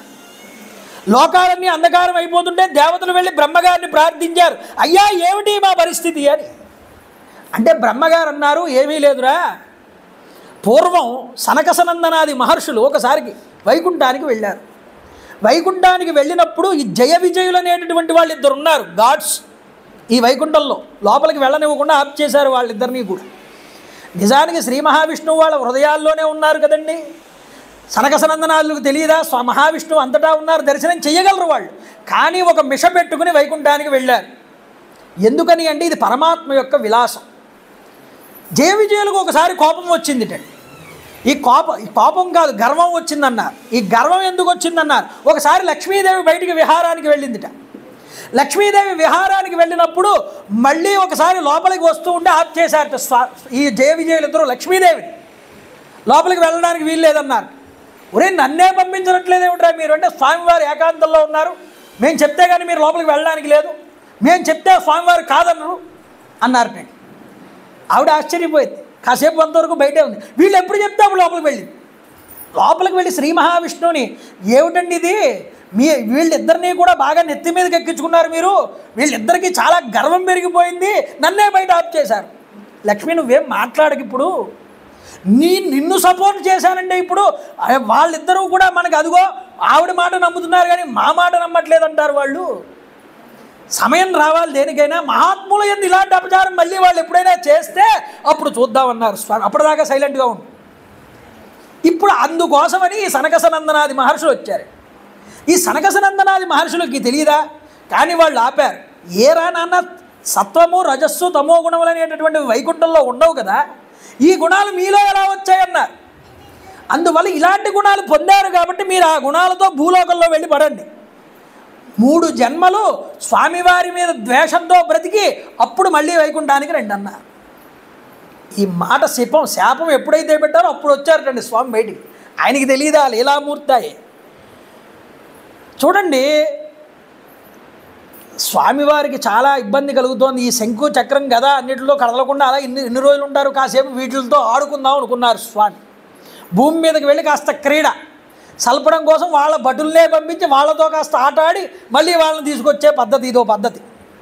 అందువల్ల పైకి వచ్చిన సనకసనందరు, అయ్యా మహాత్ములారా, తప్పైపోయింది, మా వాళ్ళని క్షమించండి, మీరు చేసింది ముమ్మాటికి సత్యమే, వీళ్ళు తప్పకుండా ఈ యొక్క రాక్షస యోనుల్లో జన్మిస్తారు, వీళ్ళని నేను వధిస్తాను, వధించిన తర్వాత వీళ్ళు మళ్ళీ వైకుంఠానికి వస్తారు, మీరు ధర్మజ్ఞులు, మీరు బ్రాహ్మణోత్తములు, మీరు బ్రహ్మజ్ఞానస్వరూపులు, మీరు కనుక మమ్మల్ని మంత్రంతో ఉచ్చరించకపోతే మాకు ఎక్కడ ఉన్నది స్థానం, మాకు స్థానమే లేదు కదా స్వామి, మీరు ఉండడం బట్టే నేనున్నాను, నేనుండడం బట్టే మీరు నన్ను కీర్తించడం బట్టే లక్ష్మి నాతో ఉన్నది, లక్ష్మి నన్ను ప్రేమిస్తోందన్నా, లక్ష్మి నాతో ఉన్నది అన్నా మీరు చేసేటటువంటి మంత్రబలం వల్లే, మీరు లేకపోతే నాకు నిలువు నీడే లేదండి అన్నాడు.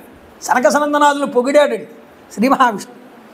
పొగిడి, సరే అయితే వీళ్ళు అలా అనుభవిస్తారు, నేను భూమి మీద వెళ్ళి వీళ్ళని ఉద్ధరిస్తాను 3 రూపాల్లో అన్నారు.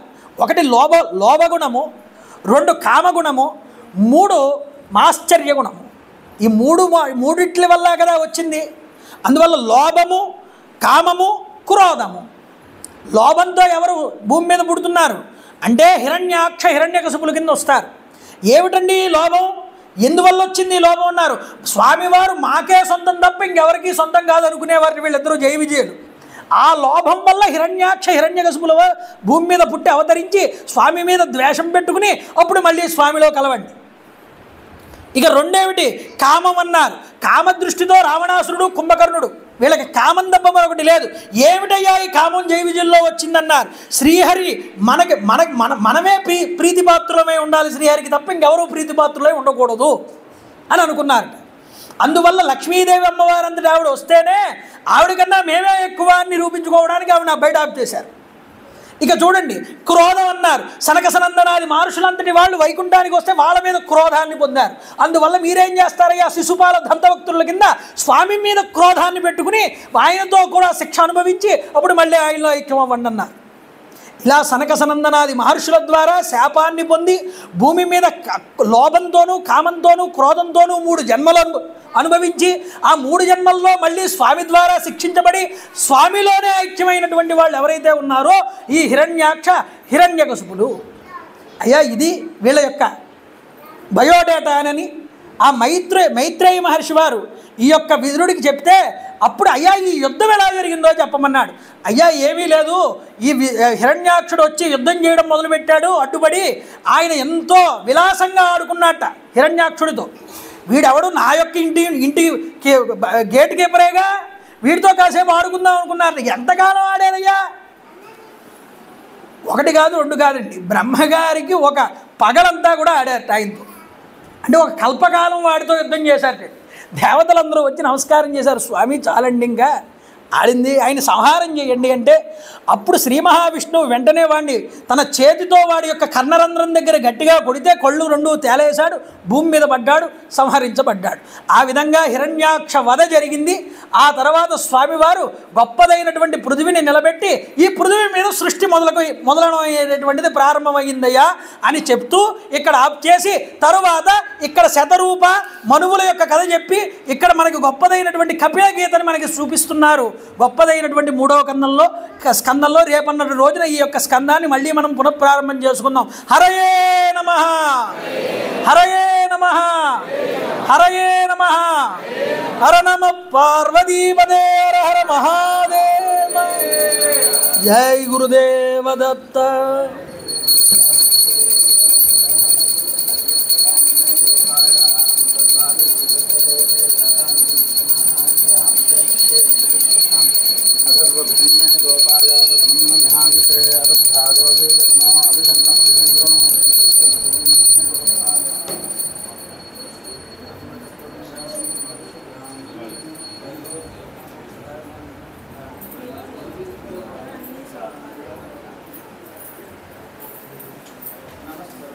హర నమః పార్వతీ